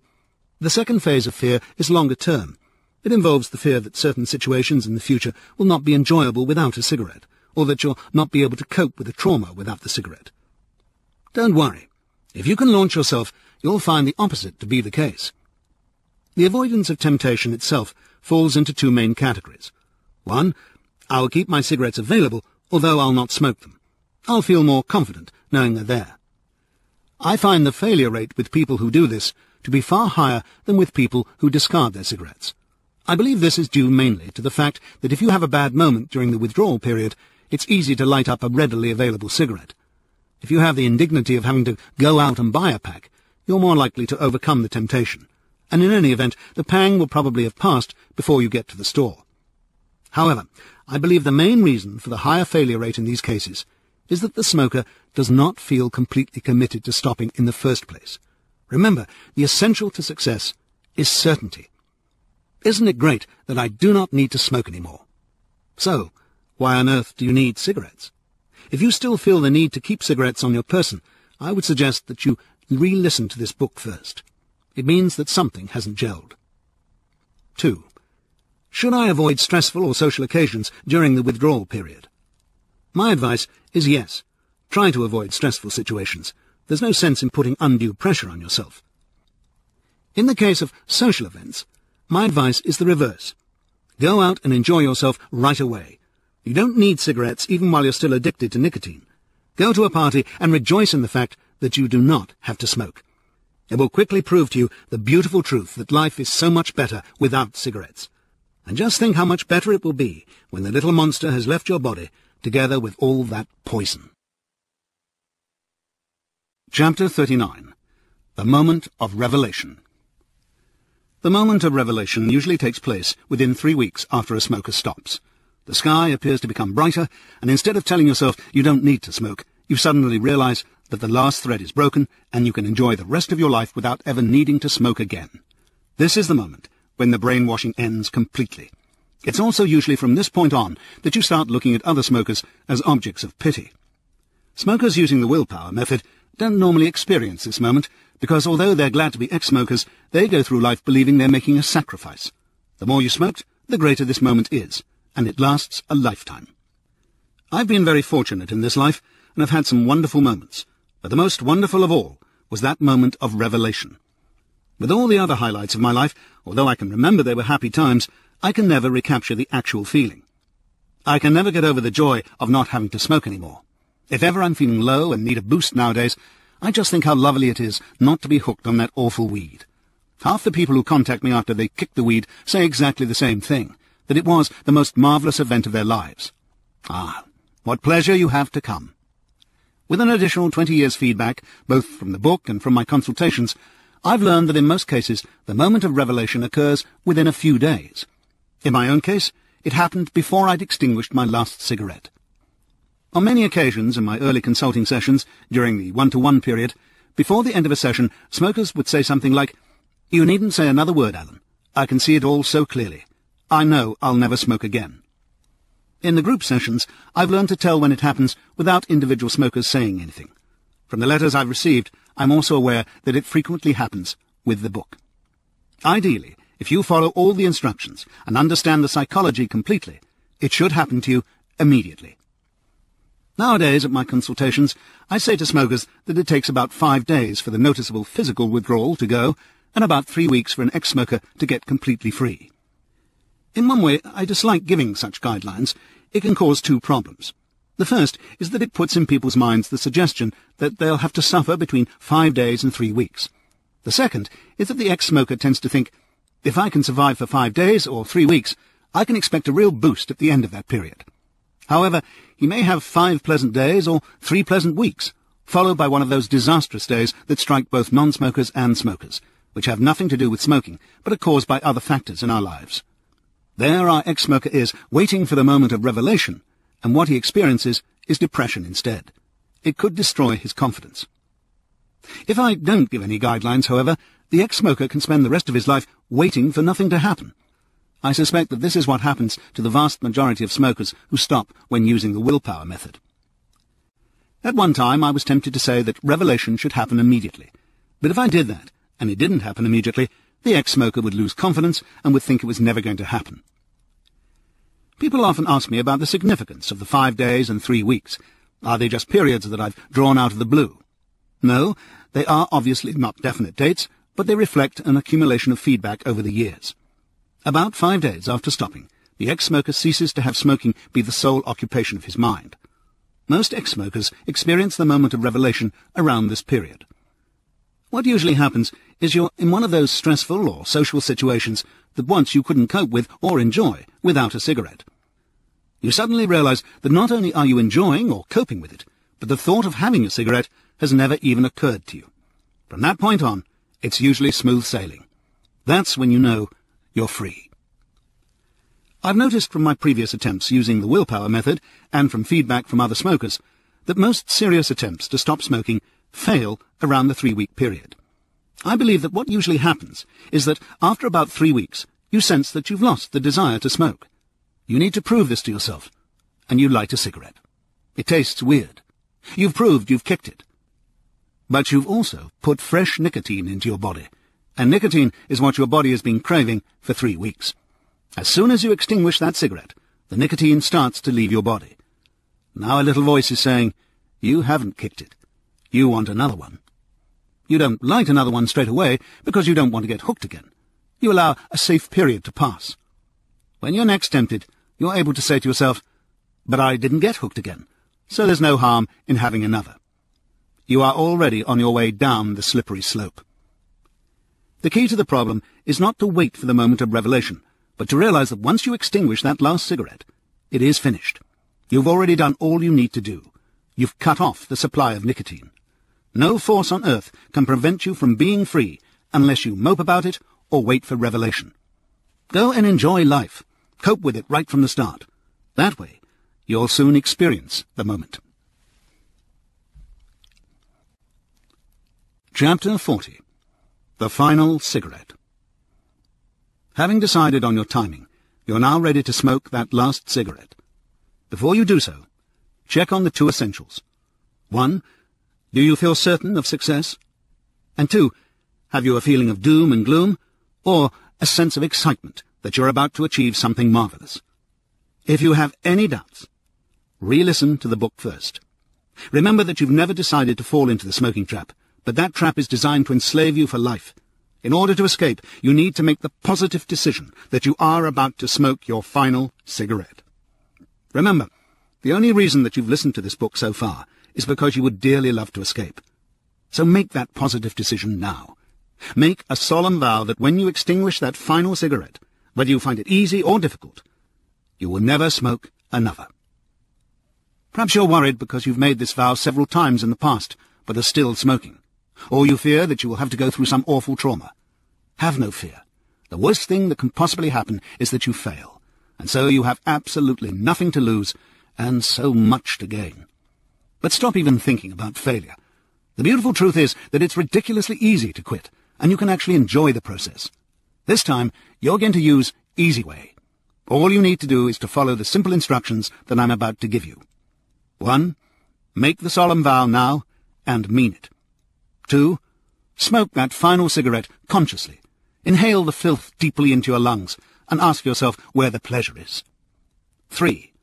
When you extinguish it, do so not with the feeling of, I must never smoke again, or I'm not allowed to smoke another, but with the feeling of, isn't it great, I'm free, I'm no longer the slave of nicotine, I don't ever have to put these filthy things in my mouth again.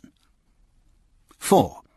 Be aware that for a few days there will be a little nicotine saboteur inside your stomach. You might only know the feeling, I want a cigarette. At times I refer to that little nicotine monster as the slight physical craving for nicotine. Strictly, this is incorrect, and it's important that you understand why. Because it takes about 3 weeks for that little monster to die, ex-smokers believe that the little monster will continue to crave cigarettes after the final cigarette has been extinguished, and that they must therefore use willpower to resist the temptation during this period. This is not so. The body doesn't crave nicotine. Only the brain craves nicotine. If you do get that feeling of, I want a cigarette, over the next few days, your brain has a simple choice. It can interpret that feeling for what it actually is. An empty, insecure feeling started by the first cigarette and perpetuated by every subsequent one. Now you can rejoice and say to yourself, Yippee! I'm a non-smoker. Or you can start the craving for a cigarette and suffer it for the rest of your life. Just think for a moment. Wouldn't it be an incredibly stupid thing to do? To say, I never want to smoke again, then spend the rest of your life saying, I'd love a cigarette. That's what smokers who use the willpower method do. No wonder they feel so miserable. They spend the rest of their lives desperately moping about something they desperately hope they will never have. No wonder so few of them succeed, and the few that do never feel completely free. 5. It is only the doubting and waiting that make it difficult to quit. So never doubt your decision. You know it's the right one. If you begin to doubt it, you'll put yourself in a no-win situation. You'll be miserable if you crave a cigarette but can't have one. You'll be even more miserable if you do have one. No matter what system you're using, what is it that you're trying to achieve when you quit smoking? Never to smoke again? No. Many ex-smokers do that, but go through the rest of their lives feeling deprived. What is the real difference between smokers and non-smokers? Non-smokers have no need or desire to smoke. They don't crave cigarettes, and they don't need to exercise willpower in order not to smoke. That's what you're trying to achieve, and it is completely within your power to achieve it. You don't have to wait to stop craving cigarettes to become a non-smoker. You do it the moment you extinguish that final cigarette. You have cut off the supply of nicotine. You are already a happy non-smoker. And you will remain a happy non-smoker provided, 1, you never doubt your decision, 2, you don't wait to become a non-smoker. If you do, you'll merely be waiting for nothing to happen, which will create a phobia. 3, You don't wait for the moment of revelation to come, or try not to think about smoking. Either way, you'll merely create a phobia. 4. You don't use substitutes. 5. You see all other smokers as they really are, and pity them rather than envy them. 6. Whether you have good days or bad days, you don't change your life just because you've quit smoking. If you do, you'll be making a genuine sacrifice, and there's no need to. Remember, you haven't given up living. You haven't given up anything. On the contrary, you've cured yourself from an awful disease and escaped from an insidious prison. As the days go by and your health, both physical and mental, improves, the highs will appear higher and the lows less low than when you were a smoker. 7. Whenever you think about smoking, either during the next few days or the rest of your life, you think, yippee, I'm a non-smoker.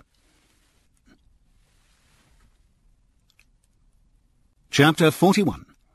A Final Warning. No smoker, given the chance of going back to the time before he became hooked with the knowledge he has now, would opt to start. Many of the smokers who consult me are convinced that if I could only help them stop, they would never dream of smoking again. Yet thousands of smokers successfully kick the habit for many years and lead perfectly happy lives, only to get trapped once again. I trust that this book will help you find the easy way to stop smoking. But be warned, smokers who find it easy to stop, find it easy to start again. Do not fall for this trap. No matter how long you have stopped, or how confident you are that you will never become hooked again, make it a rule of life not to smoke for any reason. Resist the millions of dollars that the tobacco companies spend on promotion. And remember, they're pushing the #1 killer drug and poison. You wouldn't be tempted to try heroin, yet cigarettes kill hundreds of thousands more people than heroin does. Remember, that first cigarette will do nothing for you. You'll have no withdrawal pangs to relieve, and it will taste awful. What it will do is put nicotine into your body, and a little voice at the back of your mind will start saying, I want another one. Then you have the choice of being miserable for a while, or starting the whole filthy chain again. Chapter 42. 20 Years Feedback. Since the original publication of this book, I now have 20 years feedback, both from my own consultations and from the book itself. Originally, my efforts to spread the word were a struggle. My method was pooh-poohed by the so-called experts. Now, smokers fly in from all over the world to attend my consultations, and more members of the medical profession attend them than members of any other profession. The book is already regarded in Britain as the most effective aid for stopping smoking, and its reputation is rapidly spreading throughout the rest of the world. I'm not a do-gooder. I wage my war, which I emphasize is not against smokers, but against the nicotine trap, for the purely selfish reason that I enjoy it. Every time I hear of a smoker escaping from the prison, I get a feeling of great pleasure, even when it has nothing to do with me. You can also imagine the immense pleasure I obtain from the thousands of grateful letters that I've received over the years. There has also been considerable frustration. The frustration is caused mainly by two categories of smoker. First, in spite of the warning in the previous chapter, I'm disturbed by the number of smokers who find it easy to stop yet get hooked again and find they can't succeed the next time. This applies not only to smokers who read or listen to the book, but also to those who attend my consultations. A man telephoned me a few years ago. He was very distraught. In fact, he was crying. He said, I'll pay you £1,000 if you can help me stop for a week. I know if I can just survive a week, I'll be able to do it. I told him that I'd charge a fixed fee, and that was all he need pay. He attended a group session, and much to his surprise, found it easy to stop. He sent me a very nice thank you letter. Practically the last thing I say to ex-smokers leaving my session is, remember, you must never smoke another cigarette. This particular man said, have no fear, Alan. If I manage to stop, I'll definitely never smoke again. I could tell that the warning hadn't really registered. I said, I know you feel like that at the moment, but how will you feel 6 months on? He said, Alan, I'll never smoke again. About a year later, there was another phone call. Alan, I had a small cigar at Christmas, and now I'm back on 40 cigarettes a day. I said, do you remember when you first phoned? You hated it so much, you were going to pay me £1,000 if you could stop for a week. I remember. Haven't I been stupid? Do you remember you promised me you would never smoke again? I know, I'm a fool. It's like finding someone up to his neck in a bog and about to go under. You help pull him out. He's grateful to you, and then 6 months later dives straight back into the bog. Ironically, when this man attended a subsequent session, he said, "Can you believe it? I offered to pay my son £1,000 if he hadn't smoked by his 21st birthday. I paid up. He's now 22 and puffing away like a chimney. I can't believe he could be so stupid." I said, "I don't see how you can call him stupid. At least he avoided the trap for 22 years, and he doesn't know the misery he's in for. You knew it as well as anyone, and survived only a year." Smokers who find it easy to stop and start again pose a special problem. However, when you get free, please, please, don't make the same mistake.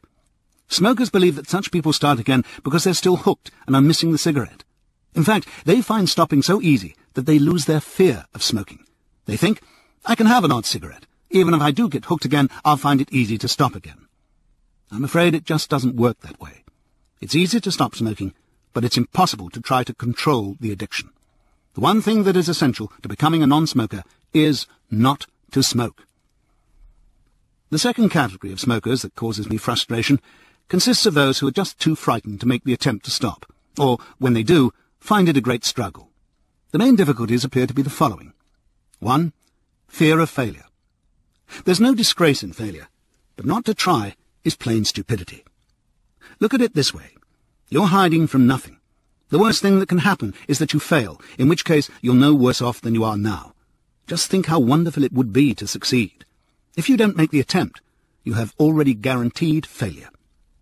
2. Fear of panic and of being miserable. Don't worry about it. Just think, what awful thing could happen to you if you never smoked another cigarette? Absolutely nothing. Terrible things will happen if you do keep smoking. In any case, the panic is caused by cigarettes and will soon be gone. The greatest gain is to be rid of that fear. Do you really believe that smokers are prepared to have their arms and legs removed for the pleasure they get from smoking? If you find yourself feeling panicky, deep breathing will help. If you're with other people and they're getting you down, get away from them. Escape to the garage or an empty office or wherever. If you feel like crying, don't be ashamed. Crying is nature's way of relieving tension. No one has ever had a good cry without feeling better afterwards. One of the awful things we do to young boys is to teach them not to cry. You see them trying to fight the tears back, but watch the jaw grinding away. In Britain, they teach us to keep a stiff upper lip, not to show any emotions. We are meant to show emotions, not to try to bottle them up inside. Scream or shout or have a tantrum. Kick a cardboard box or filing cabinet. Regard your struggle as a boxing match that you cannot lose. No one can stop time. Every moment that passes, that little monster inside you is dying. Enjoy your inevitable victory.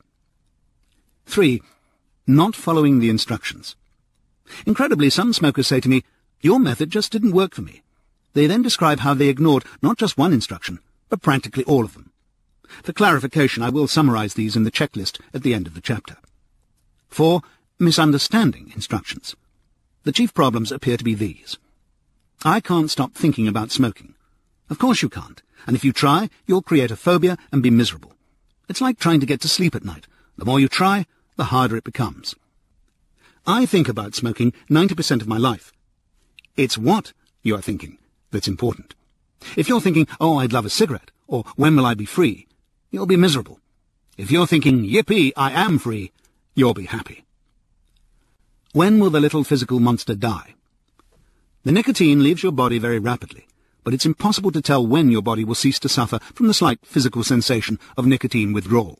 That empty, insecure feeling is identical to normal hunger, depression, or stress. All the cigarette does is increase the level of it. This is why smokers who stop by using the willpower method are never quite sure whether they've kicked it. Even after the body has ceased to suffer from nicotine withdrawal, if they suffer normal hunger or stress, their brain is still saying, "That means you want a cigarette." The point is, we don't have to wait for the nicotine craving to disappear. It's so slight that we don't even know it's there. We know it only as feeling, "I want a cigarette." When you leave the dentist after the final session, do you wait for your jaw to stop aching? Of course you don't. You get on with your life. Even though your jaw is still aching, you're elated. Waiting for the moment of revelation. If you wait for it, you're just causing another phobia. I once stopped for 3 weeks on the willpower method. I met an old school friend, an ex-smoker. He said, "How are you getting on?" I said, "I've survived 3 weeks." He said, "What do you mean you've survived 3 weeks?" I said, "I've gone 3 weeks without a cigarette." He said, "Well, what are you going to do? Survive the rest of your life?" What are you waiting for? You've done it. You're a non-smoker. I thought, he's absolutely right. What am I waiting for? Unfortunately, because I didn't fully understand the nature of the trap at that time, I was soon back in it. But the point was noted. You become a non-smoker when you extinguish your last cigarette. The important thing is to be a happy non-smoker from the start. I'm still craving cigarettes. Then you're being very stupid. How can you claim, I want to be a non-smoker, and then say, I want a cigarette? That's a contradiction. If you say, I want a cigarette, you're saying, I want to be a smoker. Non-smokers don't want to smoke cigarettes. You already know what you really want to be, so stop punishing yourself. I've opted out of life. Why? All you have to do is stop choking yourself. You don't have to stop living. Look, it's as simple as this. For the next few days, you'll have a slight trauma in your life. Your body will suffer the almost imperceptible aggravation of withdrawal from nicotine. Now bear this in mind. You are no worse off than you were. This is what you've been suffering the whole of your smoking life. Every time you've been asleep or in a church, supermarket or library. It didn't seem to bother you when you were a smoker, and if you don't stop, you'll go on suffering this distress for the rest of your life.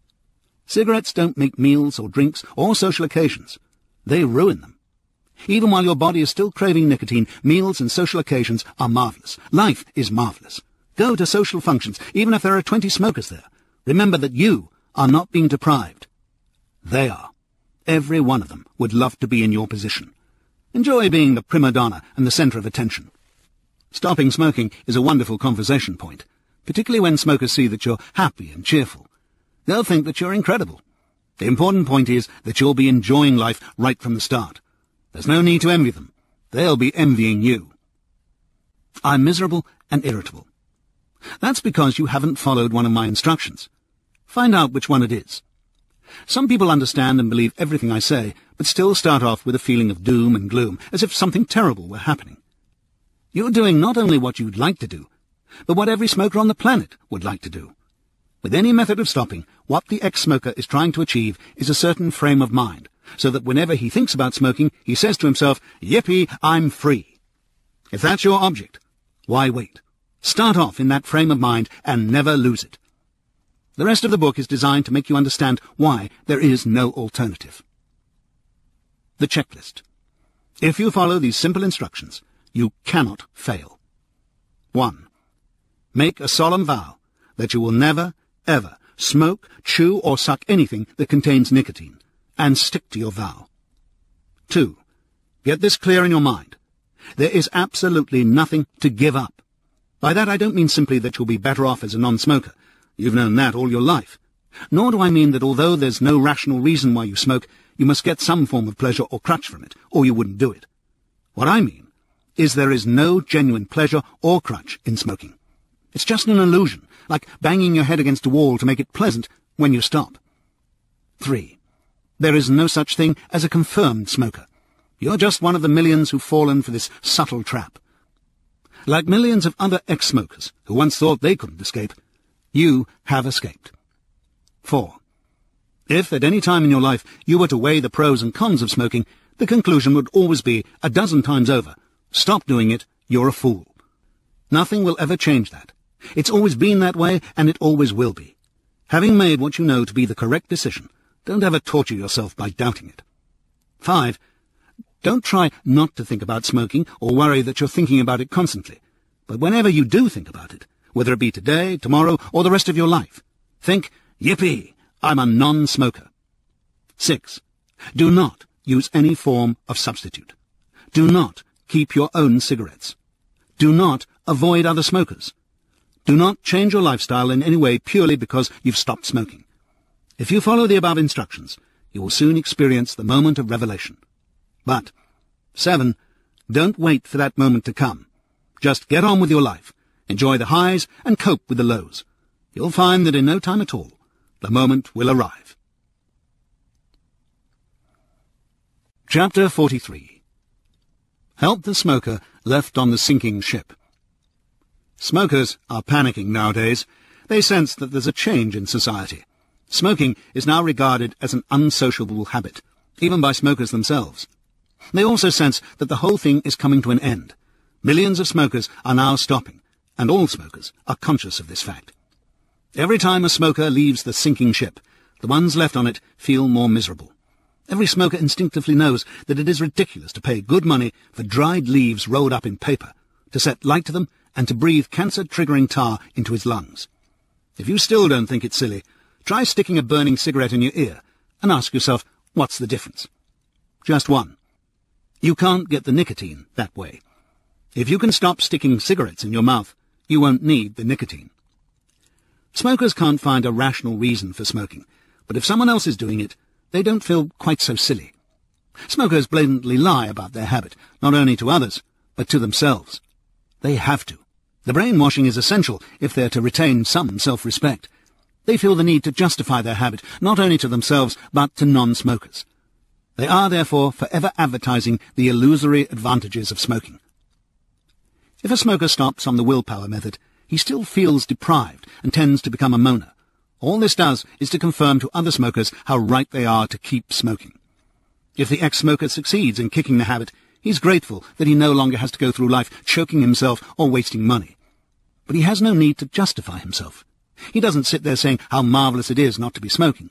He'll do that only if he's asked, and smokers won't ask that question. They wouldn't like the answer.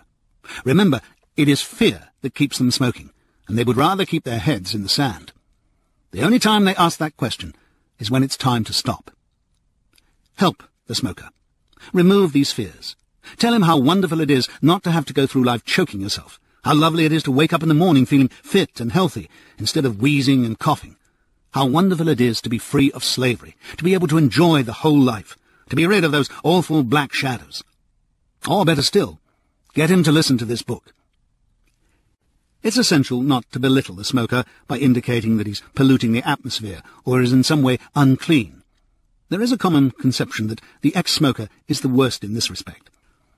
I believe this conception has some substance, and I think this is due to the willpower method of stopping. Although the ex-smoker has kicked the habit, he retains some of the brainwashing, and part of him, therefore, still believes that he's made a sacrifice. He feels vulnerable, and his natural defense mechanism is to attack the smoker. This may help the ex-smoker, but it does nothing to help the smoker. All it does is to make him feel even more wretched and consequently make his need for a cigarette even greater. Although the change in society's attitude to smoking is the main reason why millions of smokers are quitting, it doesn't make it easier for them to do so. In fact, it makes it a great deal harder. Most smokers nowadays believe they're stopping mainly for health reasons. This is not strictly true. Although the enormous health risk is obviously the chief reason for quitting, smokers have been killing themselves for years, and it has made not the slightest difference. The main reason why smokers are stopping is because society is beginning to see smoking for what it actually is: filthy drug addiction. The enjoyment was always an illusion. This attitude removes this illusion so that the smoker is left with nothing. The complete ban on smoking in many subway systems is a classic example of the smoker's dilemma. The smoker either takes the attitude, OK, if I can't smoke on the train, I'll find another means of travel, which does no good. Or he says, fine, it'll help me cut down on my smoking. The result of this is that instead of smoking 1 or 2 cigarettes on the train, neither of which he would have enjoyed, he abstains for an hour. During this enforced period of abstinence, however, not only will he be mentally deprived and waiting for his reward, but his body will also have been craving nicotine. And oh, how precious that cigarette will be when he's eventually allowed to light up. Enforced abstinence doesn't actually cut down the intake, because the smoker just indulges in more cigarettes when he's eventually allowed to smoke. All it does is ingrain in the smoker's mind how precious cigarettes are and how dependent he is upon them. I think the most insidious aspect of this enforced abstinence is its effect on pregnant women. We allow teenaged girls to be bombarded with massive advertising that gets them hooked in the first place. Then, during pregnancy, one of the most stressful periods in women's lives, when in their deluded minds they need cigarettes most of all, the medical profession blackmails them into giving up because of the harm they're causing the baby. Many are unable to do so, and are forced, through no fault of their own, to suffer a guilt complex for the rest of their lives. Many of them succeed, and are pleased to do so, thinking, fine, I'll do this for the baby, and after 9 months I'll be cured anyway. Then comes the pain and fear of labour, followed by the biggest high of their lives. The pain and fear are over, and the beautiful new baby has arrived, and the old trigger mechanism comes into operation. Part of the brainwashing is still there, and almost before the cord has been cut, the woman has a cigarette in her mouth. The elation of the birth blocks the foul taste from her mind, She has no intention of becoming hooked again. Just the one cigarette. Too late. She is already hooked. Nicotine has gotten into her body again. The old craving will start, and even if she doesn't become hooked right away, postnatal depression will probably get her smoking again. It's strange that although heroin addicts are criminals, according to law, our society's attitude is, what can we do to help the pathetic individuals? Well, let us adopt the same attitude to the poor smoker. He's not smoking because he wants to, but because he thinks he has to, and unlike the heroin addict, he usually has to suffer years and years of mental and physical torture. We always say a quick death is better than a slow one, so don't envy the poor smoker. He deserves your pity. Chapter 44. Advice to non-smokers. Help get your smoking friends or relatives to listen to this book. First, study the contents of this book and try to put yourself in the place of the smoker. Don't force him to listen to this book or try to stop him smoking by telling him he's ruining his health or wasting his money. He already knows this better than you do. Smokers don't smoke because they enjoy it or because they want to. They only tell themselves and other people this in order to retain self-respect. They smoke because they feel dependent on cigarettes, because they think that the cigarette relaxes them and gives them courage and confidence, and that life will never be enjoyable without a cigarette. If you try to force a smoker to stop, he feels like a trapped animal and wants his cigarette even more. This may turn him into a secret smoker, and in his mind the cigarette will become even more precious. Refer to chapter 26. Instead, concentrate on the other side of the coin. Get him into the company of ex-smokers. There are currently more than 9 million of them in Britain alone, and many more in the US. Get the ex-smoker to tell the smoker how they too thought they were hooked for life, and how much better life is as a non-smoker. Once you have him believing that he can stop, his mind will start opening. Then start explaining the delusion created by withdrawal pangs. Not only are the cigarettes failing to give him a boost, but they're also destroying his confidence and making him irritable and unrelaxed. He should now be ready to listen to this book himself. He'll be expecting to listen to pages and pages about lung cancer, heart disease, and the like. Explain that the approach is completely different, and that references to illness are just a small fraction of the material in the book. Help during the withdrawal period. Whether the ex-smoker is suffering or not, assume that he is. Don't try to minimize his suffering by telling him it's easy to stop. He can do that himself. Instead, keep telling him how proud you are, how much better he's looking, how much sweeter he smells, how much easier his breathing is. It's particularly important to keep doing this. When a smoker makes an attempt to stop, the euphoria of the attempt and the attention he gets from friends and colleagues can help him along. However, they tend to forget quickly, so keep that praise going. Because he's not talking about smoking, you may think he's forgotten about it, and it's best not to remind him. Usually the complete opposite is the case with the willpower method, as the ex-smoker tends to be obsessed by nothing else. So don't be frightened to bring the subject up, and keep praising him. He'll tell you if he doesn't want you to remind him of smoking. Go out of your way to relieve him of pressures during the withdrawal period. Try to think of ways of making his life interesting and enjoyable. This can also be a trying period for non-smokers.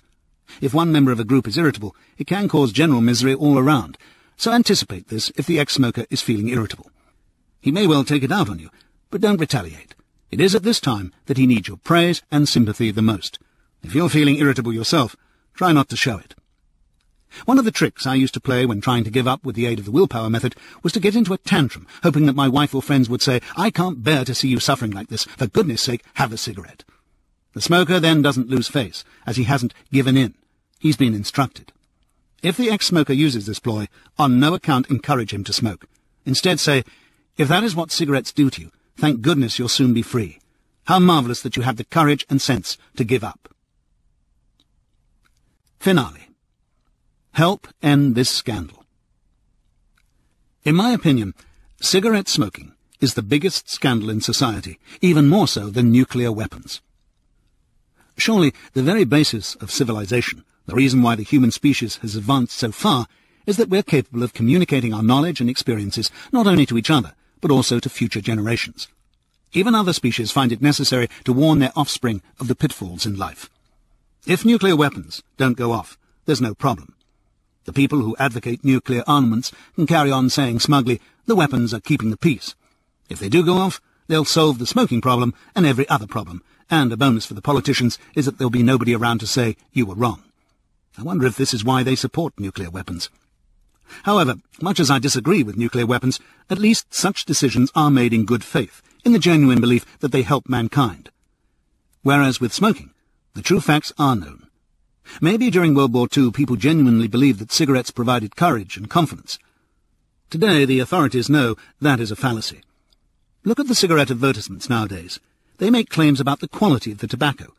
Why should we be worried about the quality of a poison? The sheer hypocrisy is incredible. As a society, we get uptight about glue sniffing and heroin addiction. Compared with cigarette smoking, these problems are mere pimples in our society. As of 2002, about 22% of the American population and 26% of the British population were addicted to nicotine, and most of them spend the bulk of their pocket money on cigarettes. Tens of thousands of people have their lives ruined every year because they become hooked. Smoking is by far the biggest killer in society, and yet the biggest vested interest is the British Treasury. It makes £8 billion every year out of the misery of nicotine addicts. And the tobacco empires are allowed to spend millions per year advertising the filth. How clever that cigarette companies print health warnings on the packs, and the British government spends a pittance on TV campaigns involving cancer scares, bad breath, and legs being chopped off. And then they justify themselves morally by saying, "We've warned you of the danger, it's your choice." The smoker doesn't have the choice any more than the heroin addict does. Smokers don't decide to become hooked. They're lured into a subtle trap. If smokers had the choice, the only smokers tomorrow morning would be the youngsters starting out believing they could stop any time they wanted to. Why the phony standards? Why are heroin addicts seen as criminals, yet able to register as addicts in England and get free heroin and proper medical treatment to help get off it? Just try registering as a nicotine addict. You can't get cigarettes at cost. You have to pay 3 times the true value. If you go to your doctor for help, either he will tell you, "Stop doing it, it's killing you," which you already know, or he'll prescribe another form of nicotine addiction that will cost you a prescription fee and actually contains the drug you're trying to kick. Scare campaigns don't help smokers stop. They make it harder. All they do is frighten smokers, which makes them want to smoke even more. They don't even prevent teenagers from becoming hooked. Teenagers know that cigarettes kill, but they also know one cigarette will not do it.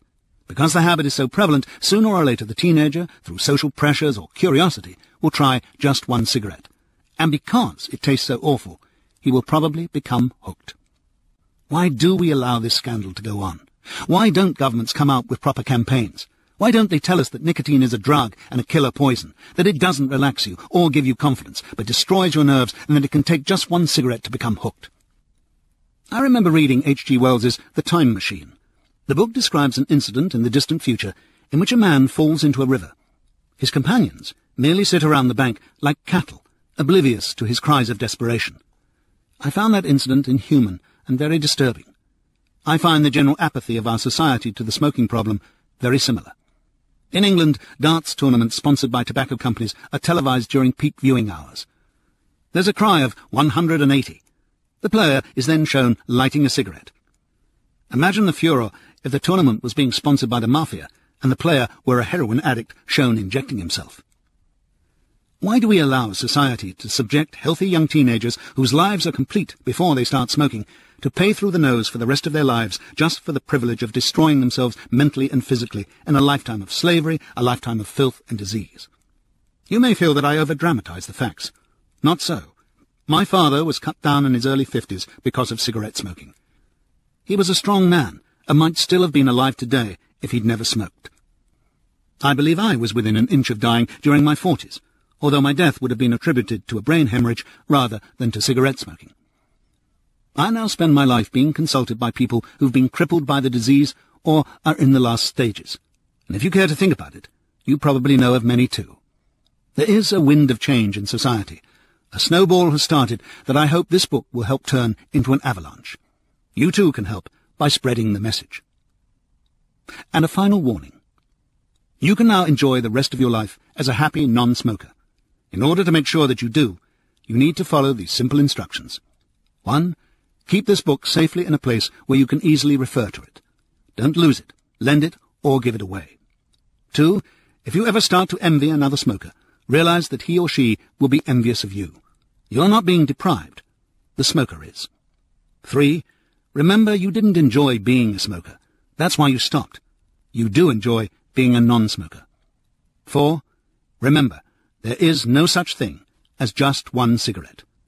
And 5. Never doubt your decision never to smoke again. You know it's the correct decision. If you have any difficulties, contact your nearest Alan Carr clinic. A list of clinics appears in the materials contained with this CD. The end.